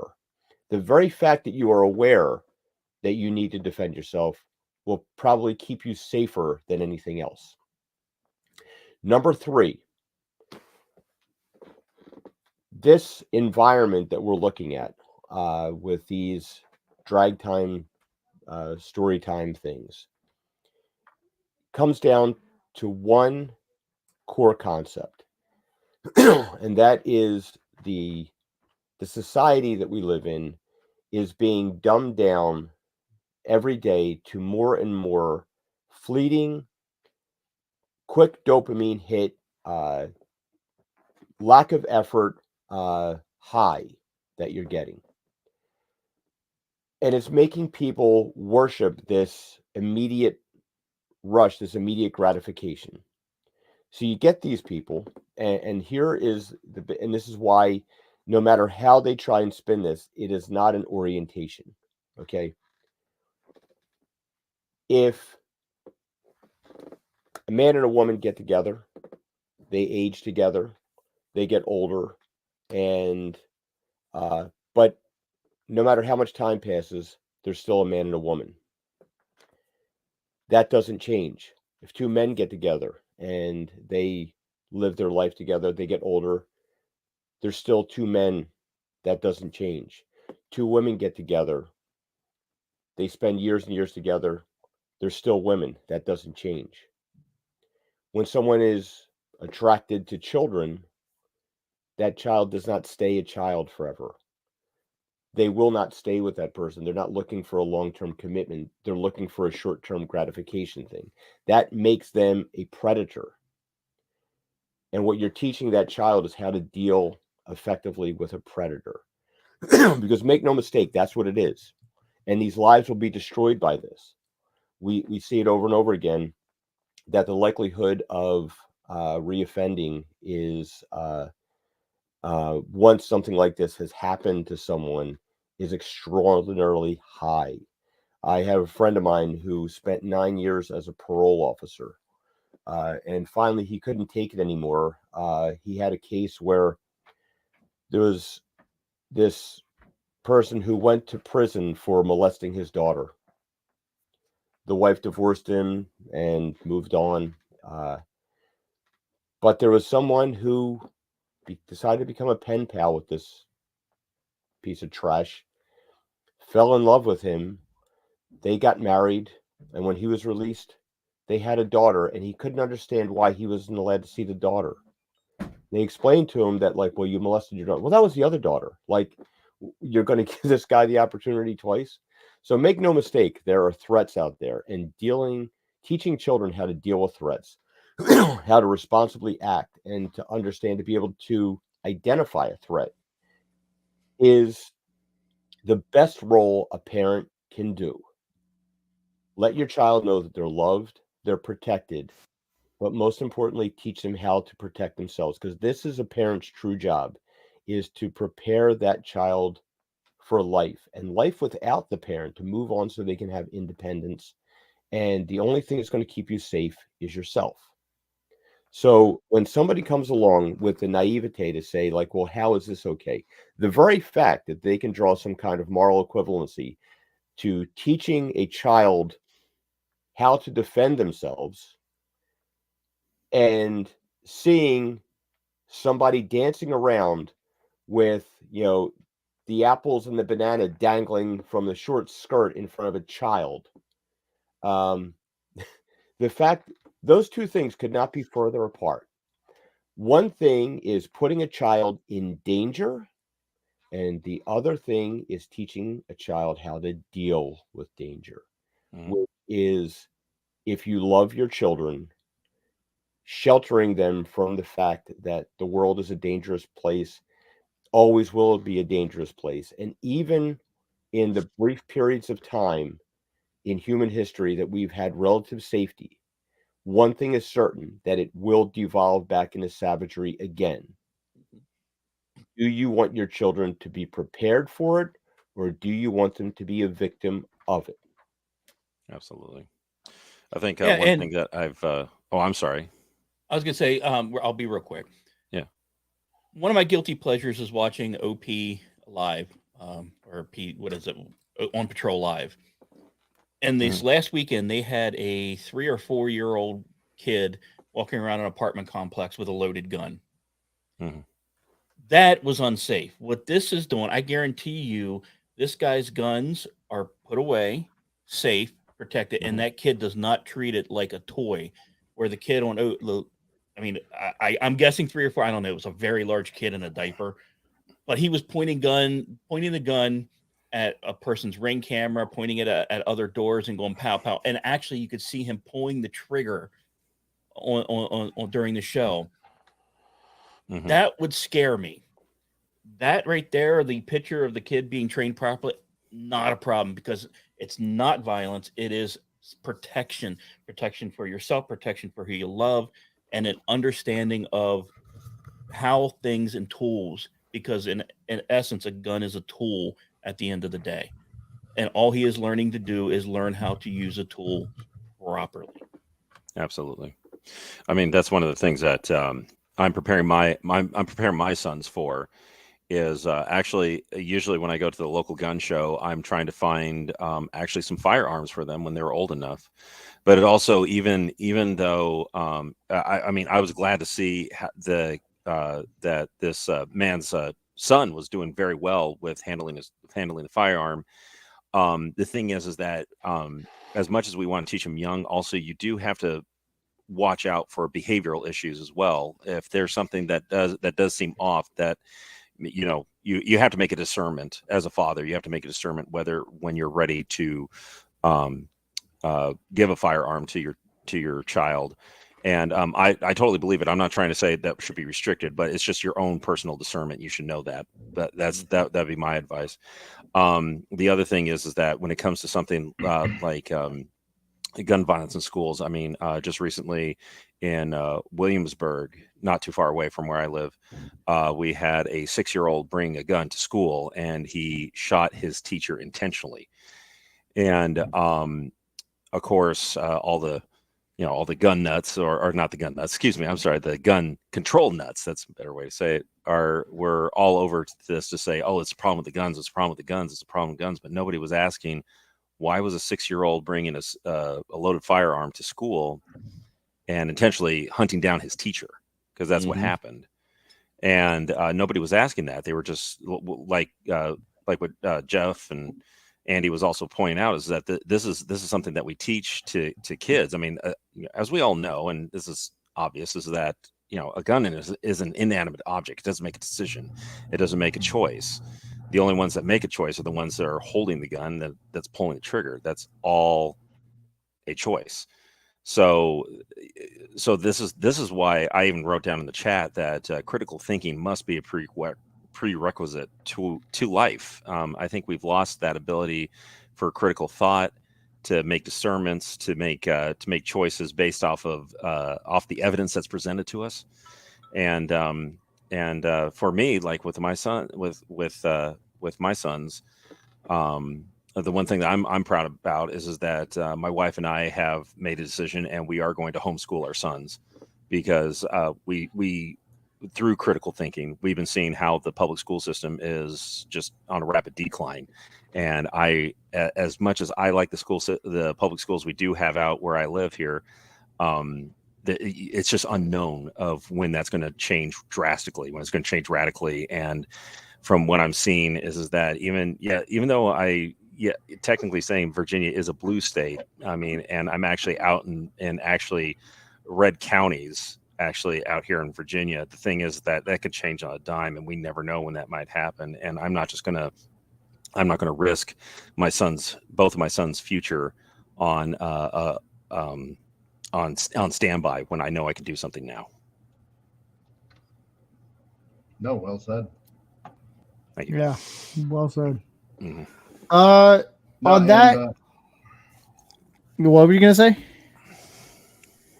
No, I mean, up here in Canada, it's a little different, rather than how things are down in the States, because, you have the right to bear arms, whereas here up in Canada, things are a little bit more restricted and whatnot. So, I couldn't just take my son out and, teach him how to fire a firearm or whatnot, right? Because of a lot of bureaucratic red tape up here in Canada. But, I mean, what I could do essentially, and not just my son, but, my daughters as well, is just, teach them good work ethics, how to carry themselves, I mean, not just at work, but throughout life. And, how to treat people, in the workplace and all around, essentially, right? That hopefully those lessons, they just carry on, and to learn how to be basically a decent human being. I've always told them the harsh realities of life. I mean, even when they were in their teens, and there was a reason why I did that, because I didn't want to shelter them whatsoever. Just thinking that everything is, rainbows and lollipops and stuff like that. The one important thing I told my kids is, you know what? Never going to lie to you about anything. And I'm going to tell you everything the way it is. And, they are better prepared for it. I mean, my son at 15, when he was 15 years old, about 10 years ago, he was doing concrete with me. And, because I taught him a good work ethic. And the end result is the boss, who was around 65 years old, just a grizzly, tough guy. He said, "You know what, Mike? That is the toughest, strongest 15-year-old I've ever seen in my entire life." Yeah, and he carries that on to this day. I mean, right now he's practically supervisor at where he's working at right now, and he's only been there for a little over a year, because he works his ass off. He knows his job. He pays attention, and those are all lessons that he's carried on. So, don't shelter your kids. Tell them everything. Um, you know, Teach them all those valuable lessons that you learned, and all the mistakes that all of you made. I mean, that's what I did, and it's like, look, these are the shortcuts. I'm going to tell you exactly the way it is. So, and hopefully it'll help you out. And thank God they paid attention. So, most of them at least. So we got one more left in the house. So she'll get it. She'll get it. She's already pretty street savvy. Let's put it that way. At 13.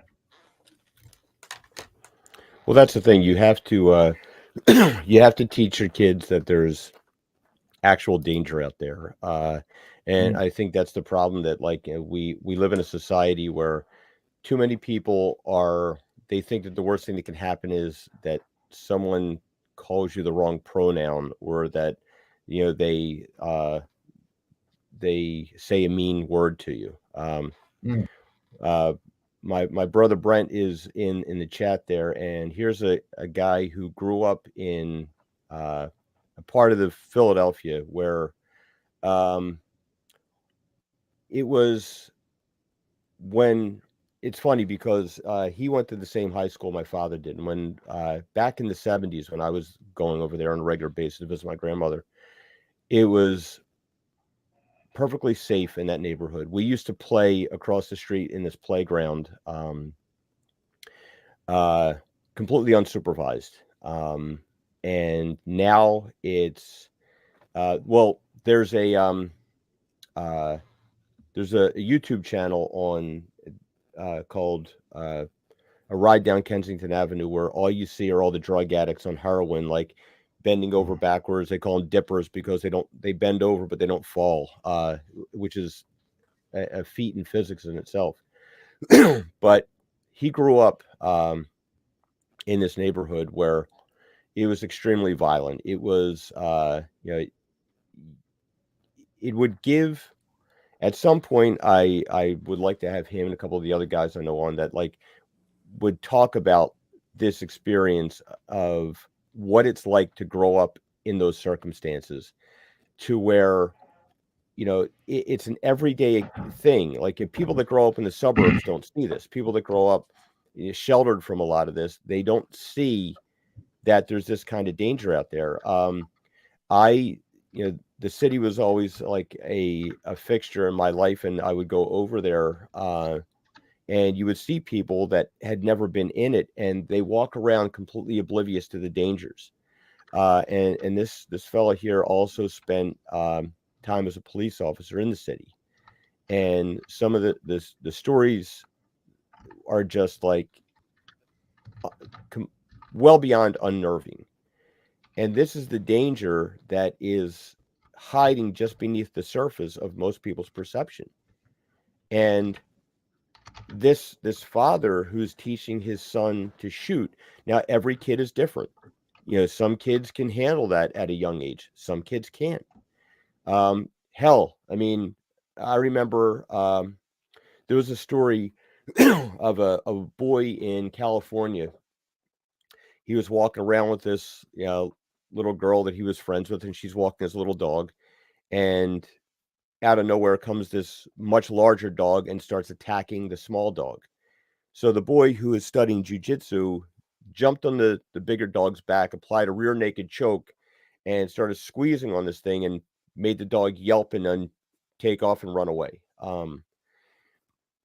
My immediate response was, boy, that was good. My secondary response was, who the hell teaches an 8-year-old a rear naked choke?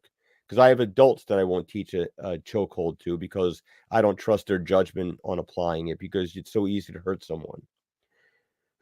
But you have to alert people, and this is like where the whole format of tonight's show is about passing on these lessons to a younger generation.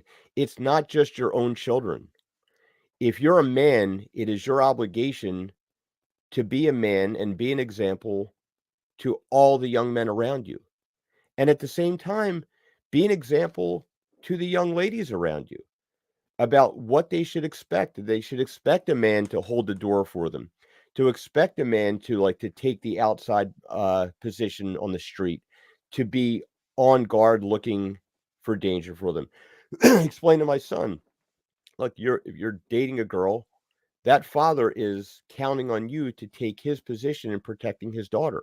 If you're not prepared to do that, you've got no business taking her out anywhere. You are responsible for her safety, and you have to do that. And I'm sure there's some raging feminist out there that thinks that that's very insulting. If that's the case, go to the gym and watch how much more that man can lift than you can. If you really want to have a lesson, step into a boxing ring and you both put on a pair of gloves and you each take a shot in the face from each other. And then you'll understand the difference in what men are designed to do. We are designed to stand in that breach. We are designed to be the barrier between danger and the people we love. If young men are not doing that, they are abdicating their responsibility. They are dodging what nature has set out what their role is. And if you don't do it, there's no one that can. A woman cannot fight off a man the way another man can, especially another skilled man. A skilled woman can do a decent job if she's lucky. But it comes down to size and weight. You would have to be the top 101% of women, of skilled female fighters, to be able to take on a man who is twice your size and even unskilled because they're that much stronger than you. An unskilled man might have the ability to defend himself because you might be able to take a couple shots that will allow you to get in and apply something that can save you. A woman doesn't have that luxury. She's going to take one shot and she's going to be knocked out cold. And sadly, this happens all too often. And modern entertainment is not doing women any favors. We used to laugh at this with Charlie's Angels, where 100-pound Farrah Fawcett would wrestle an alligator. And we all kind of knew that was just, silliness on TV and whatnot. But it's terrible now because you're actually having people that are promoting this idea that, like, I am woman, hear me roar, and I'm just as powerful as a man. Reality at some point, and God, I pray that it doesn't happen more often than it does, but reality will come along and it will teach you that that's not the case. And I would much rather have you face that reality and try to avoid the danger than to think that, like, you're suddenly Black Widow and you can take out 6 guys in a heartbeat. Yeah. And I think, Mike, did you have one quick thought? Or, I mean, Atlas, did you have one quick thought? Come on, short butts, get it right. Yeah. Yeah. No, I mean, just don't shelter your kids. Tell them everything that's going on. Depending on their age, of course, sometimes you have to simplify it a little bit, but always tell your kids the truth. Don't hide anything from them. So yeah. On that note, we're gonna get into the chats. If you can prepare them better, then there you go. Oh yeah. My dad always, when I was younger, I always got disciplined, and there's a point where spanking and any of that stuff, it just didn't work. So they made me pull weeds. I was like, man, now I know what hard work is. I know how to work 8 hours a day and not cry. So that's good. Oh, At least I got that going for me. I only got spanked twice by my dad. And you're like, I don't want any of this. My dad had that. My dad had that Ron Swanson mustache and it like a really good, like, I'm gonna kill you face. So that was enough for me. There you go. Yeah. But we're gonna get into the chats and just bring them into this conversation or whatever. Any questions you guys have, we could pull up random comments, questions, whatever you guys want, or we could just make fun of each other's names and bust each other's balls, whatever you guys want. This is a free-for-all right now. Sure thing, Short Bus. Yeah. You may regret having Gary do all that. I'm just saying. Gary, are you still out there? Gary? At least I'm not a virgin. Stop. So what's this thing about a glory hole? I don't get it. I don't get a chance. And you never will. Yes. Anyway, back to my toys. Which toys? What else? Dark Alva says I'm a 4-year virgin. It's great. Wait, you're 4? Tony Stark, I missed the call signs because work. Catch the replay. Don't worry. Yeah, that's right. Replay. You definitely want to treat yourself to it, Tony. Dude, it's like it is like swabbing the deck. That's right. If you want comedy, just go back and just watch it. And Herc 130 says, I found you Steve's emoji. Dang right. Dang right. Yeah. Swapping the deck with either a clean mop or a dirty one. That's the question. Did dry out? Sorry. All right, I'm done. All right, coffee. And then waxing. It's probably clean one virgin. Yes. Okay. Oh yeah. I guess it is. Hey, Cap. What else? Hey, 80 Best in the Comic Relief. It's good to see everyone here. Carla Burton, scrub back to seeing Gary on panel. He gives the names. That's probably to Tony Stark. Oh yeah. But I can't wait Yeah, to get we'll have the to other find the guys. timestamp for that. Oh yeah, we're gonna have to do About 42 minutes into the stream, 44 when he really dives in. You know, maybe we should have some kind of fanfare, like musical background, like make a separate video, take that, make a separate video for the channel, and then put like a musical fanfare behind it. I think that'd be great. Who knows? Who knows? Okay. I can't wait to get Fet for Hire's call sign. It's good. There's a lot of them. What There's is it, some golden good ones. toaster? Buckethead. But the next topic we're going to talk about is talking about. I had it up here a second ago. Let me find it right quick. Way to live up to that call sign. Yeah, I know, right? Hey guys, floor it, short bus, floor it. The man, the myth, legend. Hang on, I gotta find it. Hold up, it's here somewhere. I have this. I have the cheat sheet. Hold up. That's behind the potato.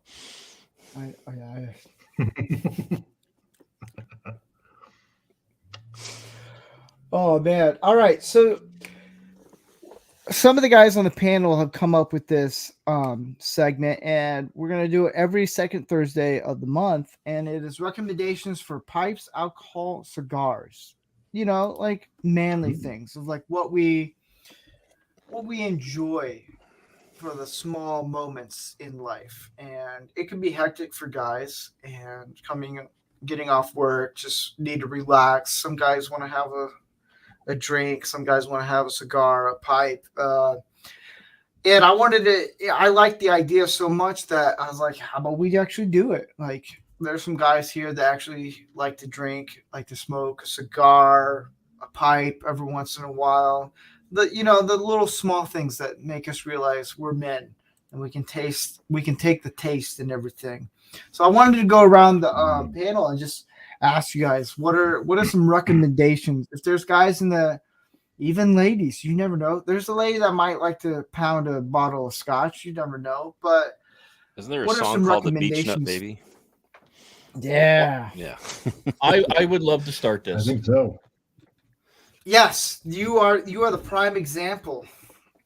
There, with winter in New England, there are a few things I love to do. When it's 15, 20 degrees out, I will gladly pour a nice imperial stout and go outside in the snow, which I'm going to do after this show, and I will smoke a pipe along with it. And the one I'm going with tonight, because of my own personal imperial stout, has a little bit of vanilla and cocoa in it. I picked a hot chocolate tobacco for the pipe. It complements each other incredibly well. And even though it's snowing, it's going to be 10, 15 degrees out, you are at peace. It's that 10 minutes, maybe 15 if you're lucky, of zen as you drink this 9 to 10% ABV stout. You take a couple hits off the pipe of the hot chocolate aroma and flavor that comes off of it. You feel like everything you've done at the end of the day, at the end of the week, has been worth it, and you get this time to recollect your thoughts and your energy, and you come back inside and you're like, okay, I can do anything. Nice. I like that. Well, believe it or not, I have some recommendations myself. Believe it or not, I know it's weird. The Christian guy who smokes cigars and drinks alcohol, right? That's weird, but yeah. Oh, I'm sorry. The virgin who drinks alcohol, and smokes cigars. Well, you got to do something because you're not doing the other thing. Okay. Well, first I'm going to recommend a virgin strawberry daiquiri. Zing! Ow! To the moon, Alice. Yeah. Right in the kiss on. But virgin blueberry daiquiri. Actually, I'll recommend that. No. That's actually one of my favorite. Yeah. Actually, one of my all-time favorite cigars is CAO MX2 box press. CAO makes some really great cigars. I find that the MX2, which is double Maduro wrapped, so it's not too heavy, so it's definitely a good after dinner cigar. But what I do love about the box, I know what that is. Yeah, tell them we're due. We know somebody else who drinks that, right? It's good apple juice. Yeah. Oh, yeah, that's right. So it's about time for some more. Oh yeah, there we go. Anyway, so the reason I recommend a box press is because it tends to open up the tobacco a little bit, so that way it's not too much laborious to get a good drag on it. So you get a really good smoke out of it. Recently, I actually even tried a CAO. I think it was a BX3. I don't know which leaf it was. I just found it at a cigar shop, but it was really good. Had the deep, earthy, smoky flavor to it that I love when it comes to a cigar, especially a dark cigar. And I have two recommendations. Actually, I love Scotch, and it depends on what mood I'm in. Either I'm going to go for an 18-year Glenfiddich or an 18-year Glenlivet. It depends on what exactly mood I'm in. If I need something that, like, for example, if maybe I'm a little under the weather, I'll probably go with the Glenfiddich because it gives that nice, good heat. It's a little rougher going down, which gives it, makes it feel good. And then there's the Glenlivet, which is like if I'm just having a nice, smooth, relaxed evening, it's a very smooth Scotch. Still has a nice bite to it, but it's not as harsh as say like Glenfiddich. So, and I will confirm that double Maduro, that cigar is amazing. Just be careful if you get a triple Maduro, though. Just be careful. Yes.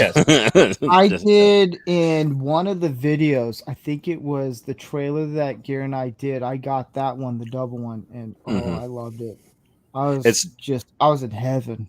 A double and a triple is to me, it's smooth. And it's definitely amazing, especially they call those after dinner cigars. Like if you have a meal, if you smoke it after a meal, it's just an amazing experience. You just feel great.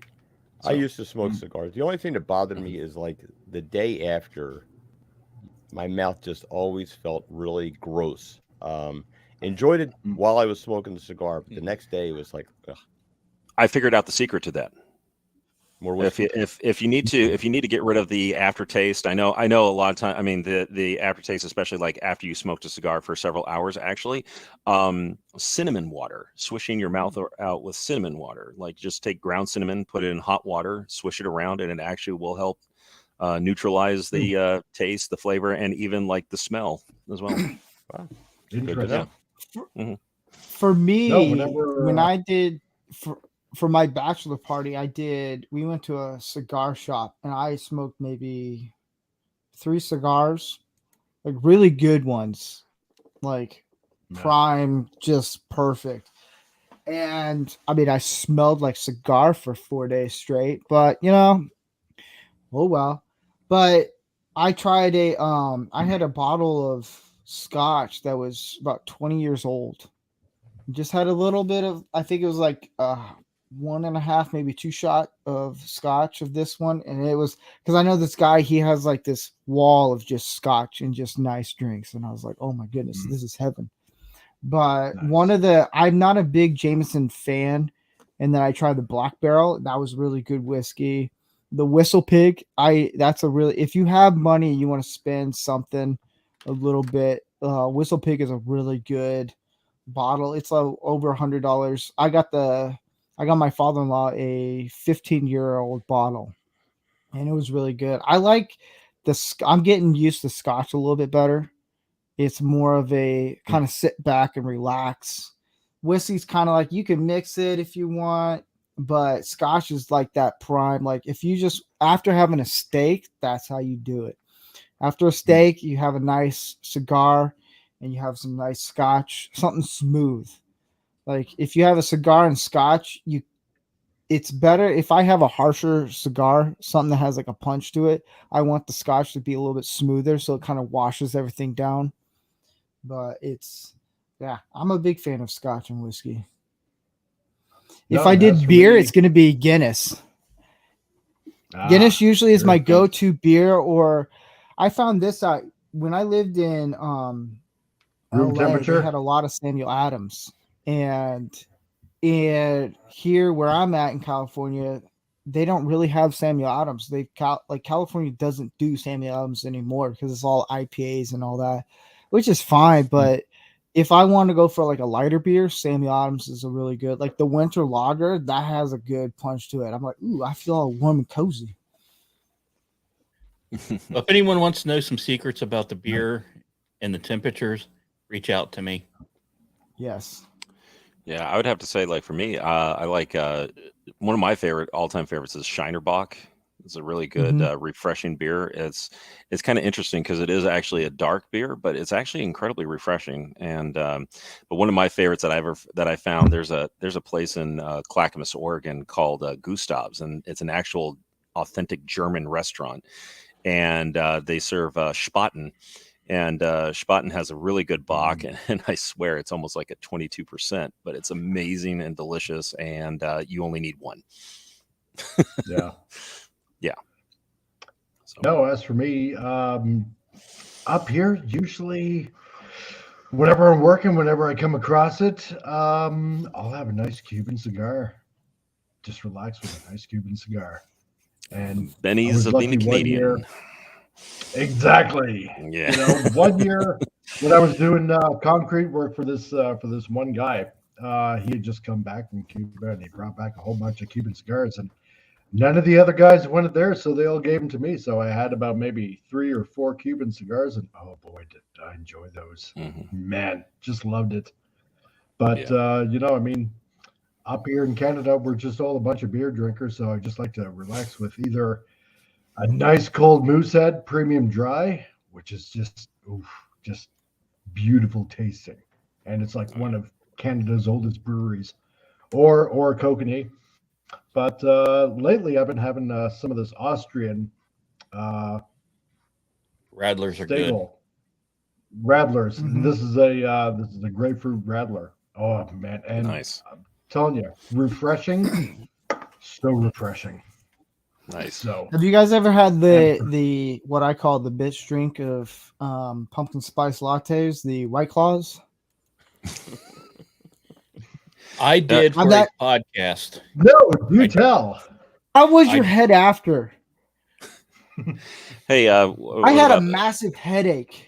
It was the single most disgusting drink I've ever had. But I admit I am biased because of what I brew and what I make. White Claw was nasty. Nasty. So I had a White Claw for my sister, and I was like, White Claws. And I was like, what the hell is this? Like, is this? So I tried it. I was like, is this the pumpkin spice lattes for the basic bitch drink? It's alcoholic douche. I mean, it is. We don't get that up here in Canada. We don't get White Claw up here. So, but I've been Count your blessings. That's good. That's good. As a virgin, I do like a good seltzer, but holy moly, why would you make an alcoholic seltzer? I don't know. It's the I actually drank quite a bit one time, and I was like, these aren't that bad. I went through a phase where for a day where I was like, this isn't that bad. Summertimes it's nice and cold. That was the problem. It's summertime, it's there, it's refreshing, whatever. If you're gonna go that route, Boone's Farm, Bartles and James, find them. I know, it was just there. It was like a birthday thing. They brought it. I was like, all right, I'll give this a shot. Wait, are we talking about the glory hole again? But the problem is 2 hours after I was done having like 5 of them, I had a massive headache. I was like, I can't do this anymore. It's the sugar content of them. Yes. And then I was like, I need a man's pumpkin drink. spice and everything down there around Thanksgiving. God. Oh man. White women. When I worked at a coffee shop, everybody. Oh, I really do love the call sign. I like when I worked at a coffee shop, every October there's pumpkin spice lattes. And there was one time I was like basic bitch drink, and there was like 4 women that raised their hand. They knew exactly what they ordered, and I was like, oh man. But I'd rather stick to a little bit more darker beers. I can't do the seltzer. Like Budweiser did that, and I was like, this is just terrible. It's the problem is you can drink a lot of them and not get hit with it as fast as like if you had a Guinness or if you had like an ale lager. Well, what like, about the for me, it's Zimas? about Zimas. Oh god. Yeah. Yeah. If I had what about the one Zimas? Yeah. gun to my head, Is that Zima still is around? a superior drink. Yeah. It's a what?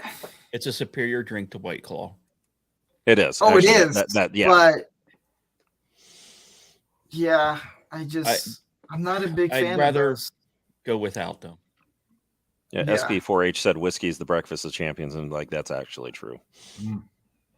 Yeah. It Yeah, is. I've got a, You do that with Frosted we got- Flakes. Yeah. And I want to add got something. distillery Pour it in in your Calgary. cereal. Big Daddy MRI mentioned something about Trappist doubles, and it works for triples and quadruples as well. Mhm. If you're drinking that, an oddly good snack to have with that is dry corn pops. Huh. I've heard about that. The I like how blend we're- of the two work amazingly well together. That sounds great. That's what I've heard. I like how we're talking about the munchies all of a sudden. Anyway, So next week we're going to talk about weed. Yeah. Well, anyway, I was also going to say I forgot to tell about the story was that when I was talking about the CAO MX2 box press, I remember like years ago, probably like 2006, 2007. I was out in my back porch smoking a CAO, and I lived in the town of Fairview, which is near Gresham, Oregon, and there's this restaurant called McMiniman's Edgefield, and it's really cool. It's like an old poor farm commune that these guys bought up, turned into a hotel, distillery, winery, brewery, everything like all on the property. And they had this giant field where they play concerts, and a lot of people, like famous people, showed up there. Like Sheryl Crow was playing there one time, and Billy Idol actually played there at one time. And I was sitting out on my back porch, and I was hearing like what sounded like I only lived 5 minutes away, so if they were playing some concerts, I could hear music. But anyway, I was smoking a cigar, and I started hearing some really good blues playing, like coming from Edgefield. And my friend was with me, and I said, "Do we know who's playing at Edgefield right now?" And he said, "Oh yeah, that's BB King." It was like, so I'm like sitting in my back porch smoking a cigar and listening to BB King wail on like Lucille, just like playing his blues while I'm in my back porch, just listening to line. Yeah. But sitting from my back porch, listening to BB King live while smoking a cigar, just like perfect.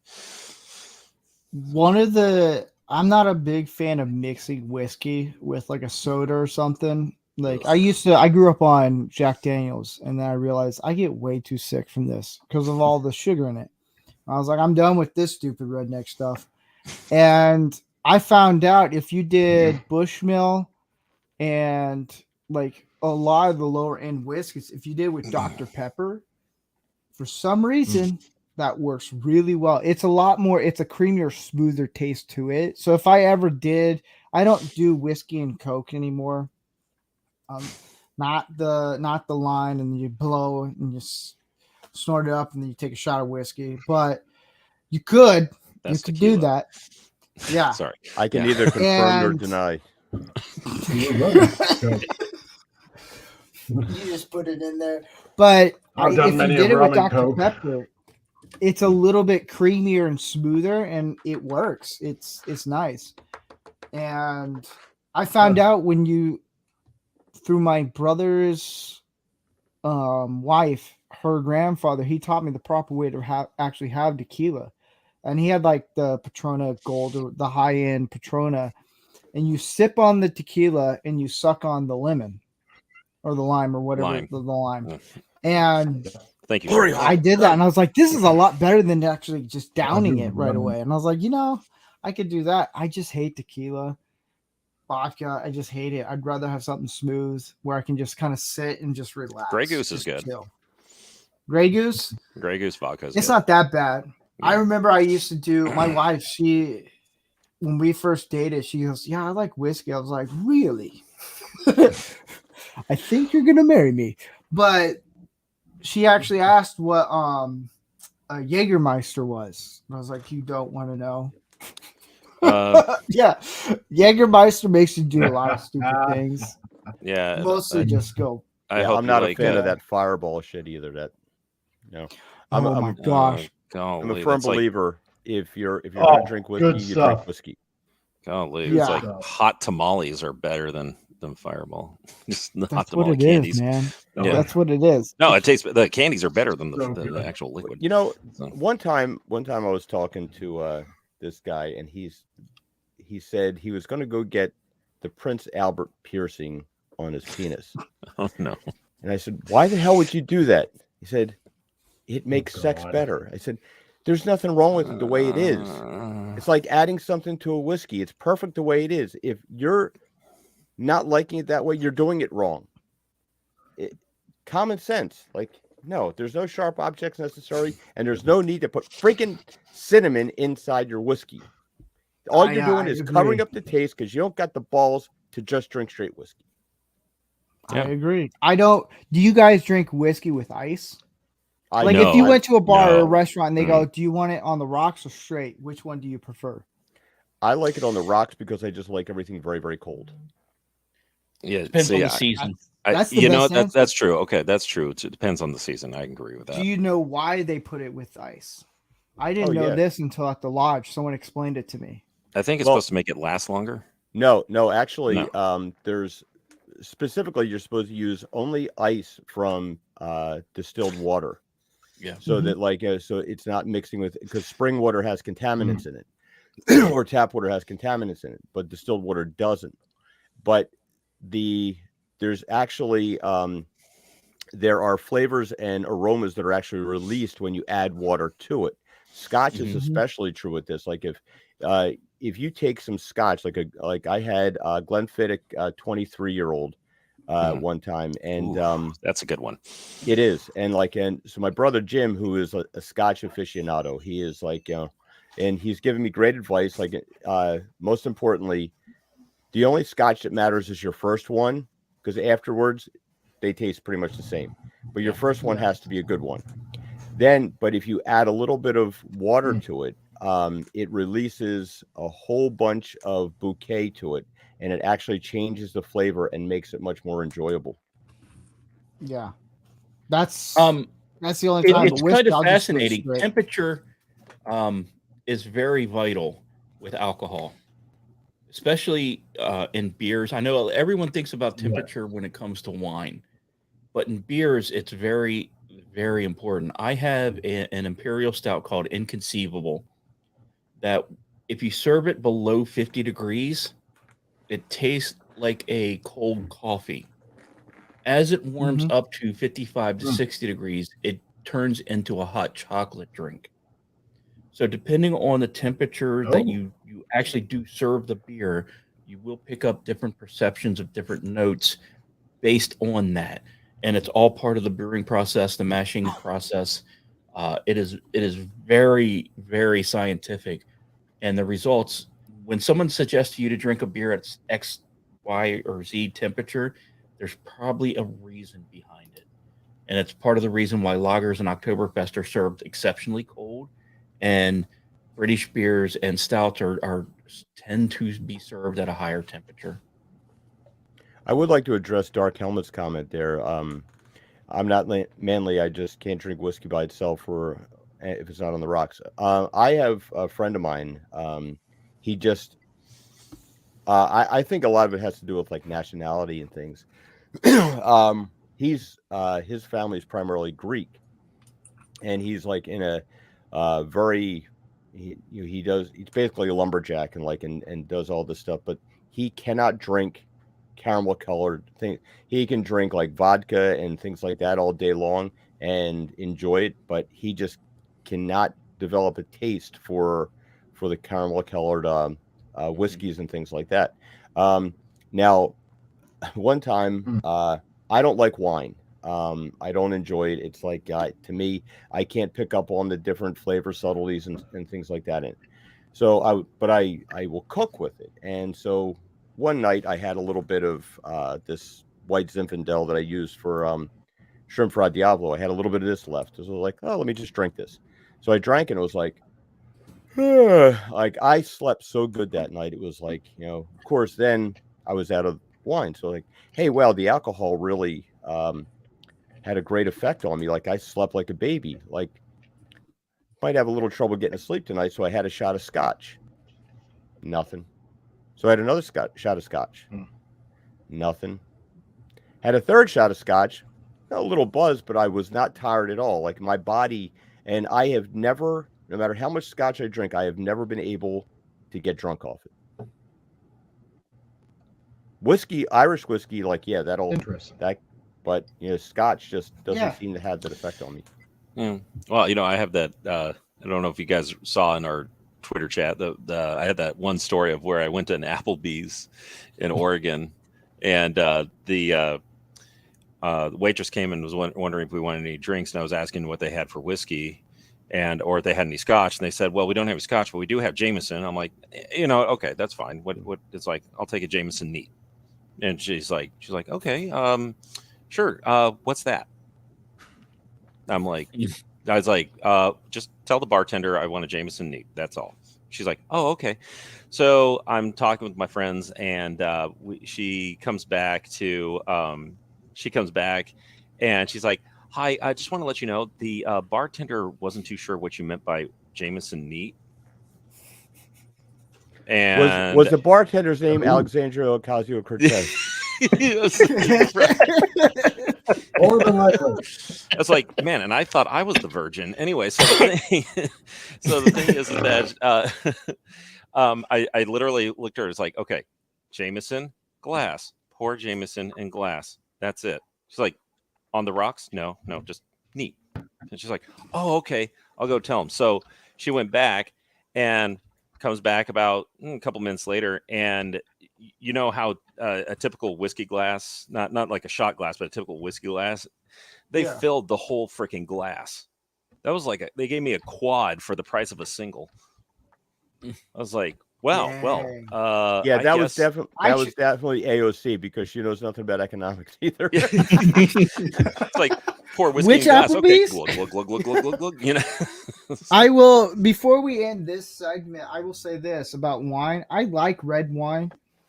I'm a big fan of if it's red wine that's been in a bourbon barrel. It's the people who make red wine, they figured out how to get guys suckered into drinking red wine, because the bourbon one, it has much of a more punch to it.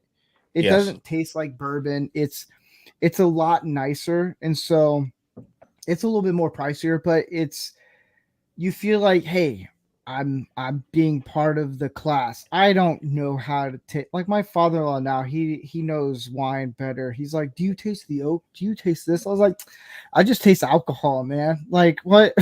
I don't know. You pick up on it. Your brain does. It's with the bourbon, it's a little bit different. It's got like a sweet and then a punch, and then it's something I can drink a little bit more and a little bit longer. But I'd rather just drink whiskey or scotch. I like I remember Gary gave me, he doesn't drink scotch as much, and he gave me a Johnny Walker Green Label, and someone just gave it to them as like a gift, and they're like, hey, do you want this? And he's like, you drink scotch, right? I was like, yeah. He's like, I got a Johnny Walker Green Label. I was like, I'll take it. It was nice. Johnny Walker Red Label's kind of leathery taste to it, in my opinion. It's a little rougher to drink, but the Black Label's not bad. It's a good kind of just chill. They've started making wines that are male friendly, with the tannins and the leathery tobacco aromas and flavor to it. I wish more companies would do it, but I know they don't think it's a big market. But there is a market there. About 25 years ago, I herniated a disc in my neck, and I was on a cocktail. I went and got 3 epidurals shot into there, and they put me on this cocktail of an anti-inflammatory, painkiller, and a muscle relaxant 3 times a day. And any alcohol that I drank just gave me intense heartburn. and I couldn't drink anything. And it was Christmas time, so we stopped off at a friend's house, and it's the first time I ever tried a hard cider. And I said, like, oh, I can't drink beer. Like, well, I have this. Like, so I tried this hard cider. It's like I didn't get any heartburn from it. So for about a year, until I weaned myself off all these drugs, it was like I would drink hard cider. So I have a friend of mine who has a cidery and a meadery, and he makes his own hard ciders and mead. And guy's a friggin' artist with it. And I'll tell you what, like, it's definitely something different than like it's not like for beer drinkers, but it's like because if you try to drink a cider like a beer, the alcohol content's a lot higher. And if you get it, like, you can have some that are very, very dry, some that are kind of sweet and things like that. But it's definitely an up and coming genre that's going to become more and more popular, I think, because it is something different for a change. Hey, and Andy, yeah, I have something to show you. Okay. Ooh, here we go. Well, hello there. This is 2-year-old mead made with Cabernet Sauvignon grapes and a vast amount of honey. If you just want to pour that through your webcam right now, that'd be very much appreciated. Can you adopt me? Yes, I can.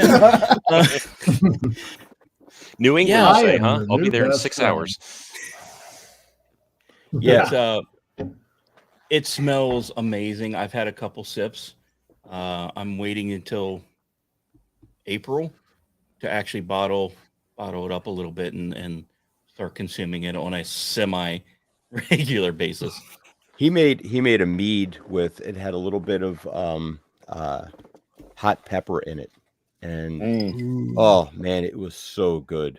Oh, it's like Christmas he gave me a bottle of it, and I finished it in about I'll say it was 2 days, but it was mostly one day and a little bit left. Whatever's left over, I had the next day. Mead for medicinal purposes is actually really good, especially if you have a sore throat. I know you're not supposed to drink alcohol, but the honey in the mead really does help numb your sore throat. Yeah, mead is becoming more popular. Not a doctor, so don't take this as God honest truth. Mead is becoming more popular, but a lot of people they're adding honey to wine and calling it mead, and it's not the same thing. No, and they do it to beer because of Vikings used to be called a braggot, where it was 50% mead, 50% Whoa, beer. Watch those slurs. Braggots, not. Thank you, Gray Bush, for that clarification. No, we're seeing a lot of mead distilleries just pop open left, right, and center up here in Alberta too. It's becoming extremely popular, and a lot of them are just really so good. So and it's very important. It's very important because we're having a problem with honeybees right now. So if you can get people drinking more mead, you'll have a lot more people putting up beehives.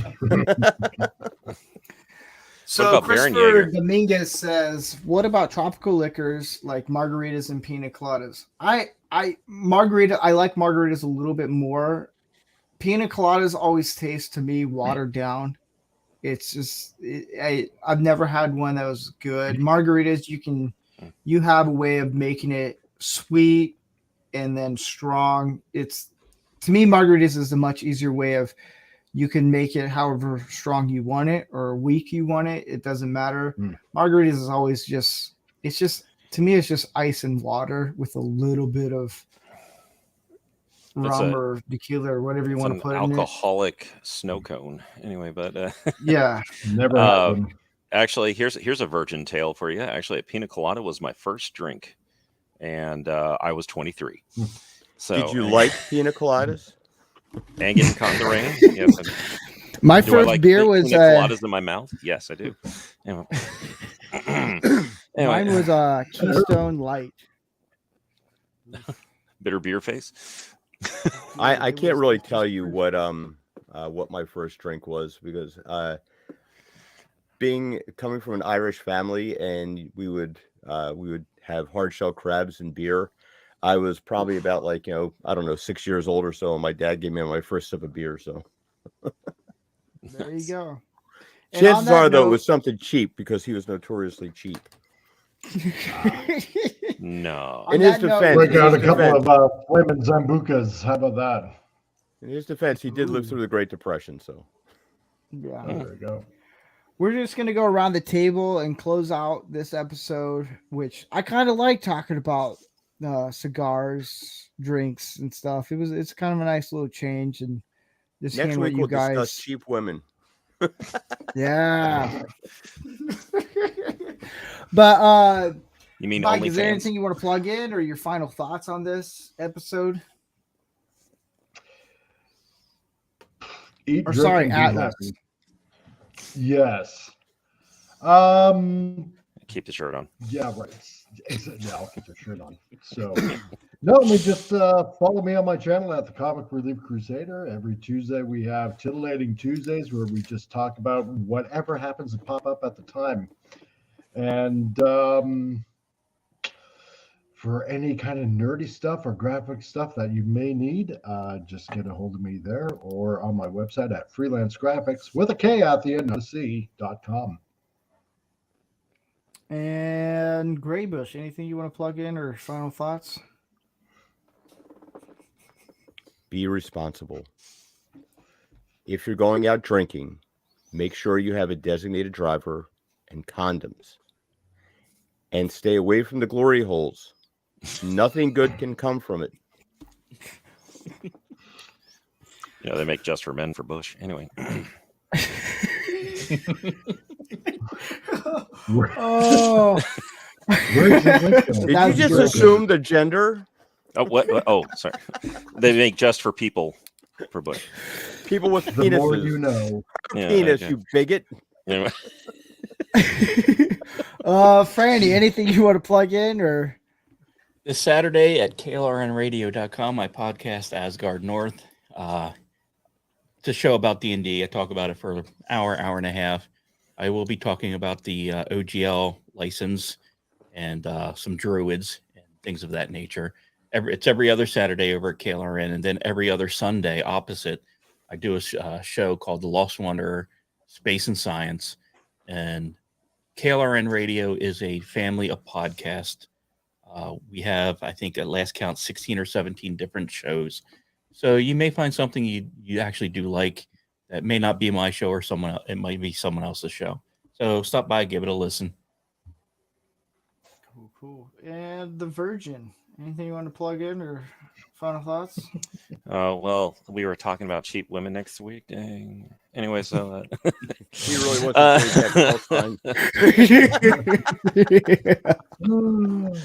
Well, I am JRC99US. I've been a YouTuber since 2007. I just mainly like to make videos. I just all of a sudden was hanging out in the Xanadu community, and all of a sudden I was embraced and taken in, and still a virgin. Yeah, exactly. Still a virgin. So, but anyway, I'm also active duty Navy. Speaking of which, I will be off grid for the next couple of weeks, but hope to see you guys soon, and looking forward to the next show. Awesome. The wife. Any final thoughts or anything you want to plug in? Do we really gotta eat? If you want, Listen to the short bus. He knows well. Are you sure? Because if he's riding the short bus, I disagree.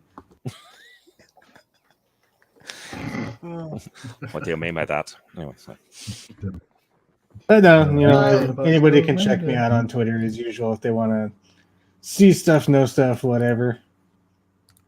But that's about it. Cool. Yeah, thank you for the panel. Thank you for everyone in the chat. It's been a fun. This is probably the most fun I've had.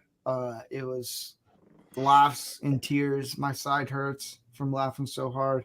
Great conversations. You can check us out every Thursday here at Rancor Steve. Every Thursday, 6 p.m. Pacific time. You can catch me on Twitter, Rancor Steve. We'll be here next week. Who knows? We might have someone with a new call sign. You never know. So you guys have a good weekend. I'll see you guys here next weekend. You guys have a good weekend. Thanks, Booyah. Chat. I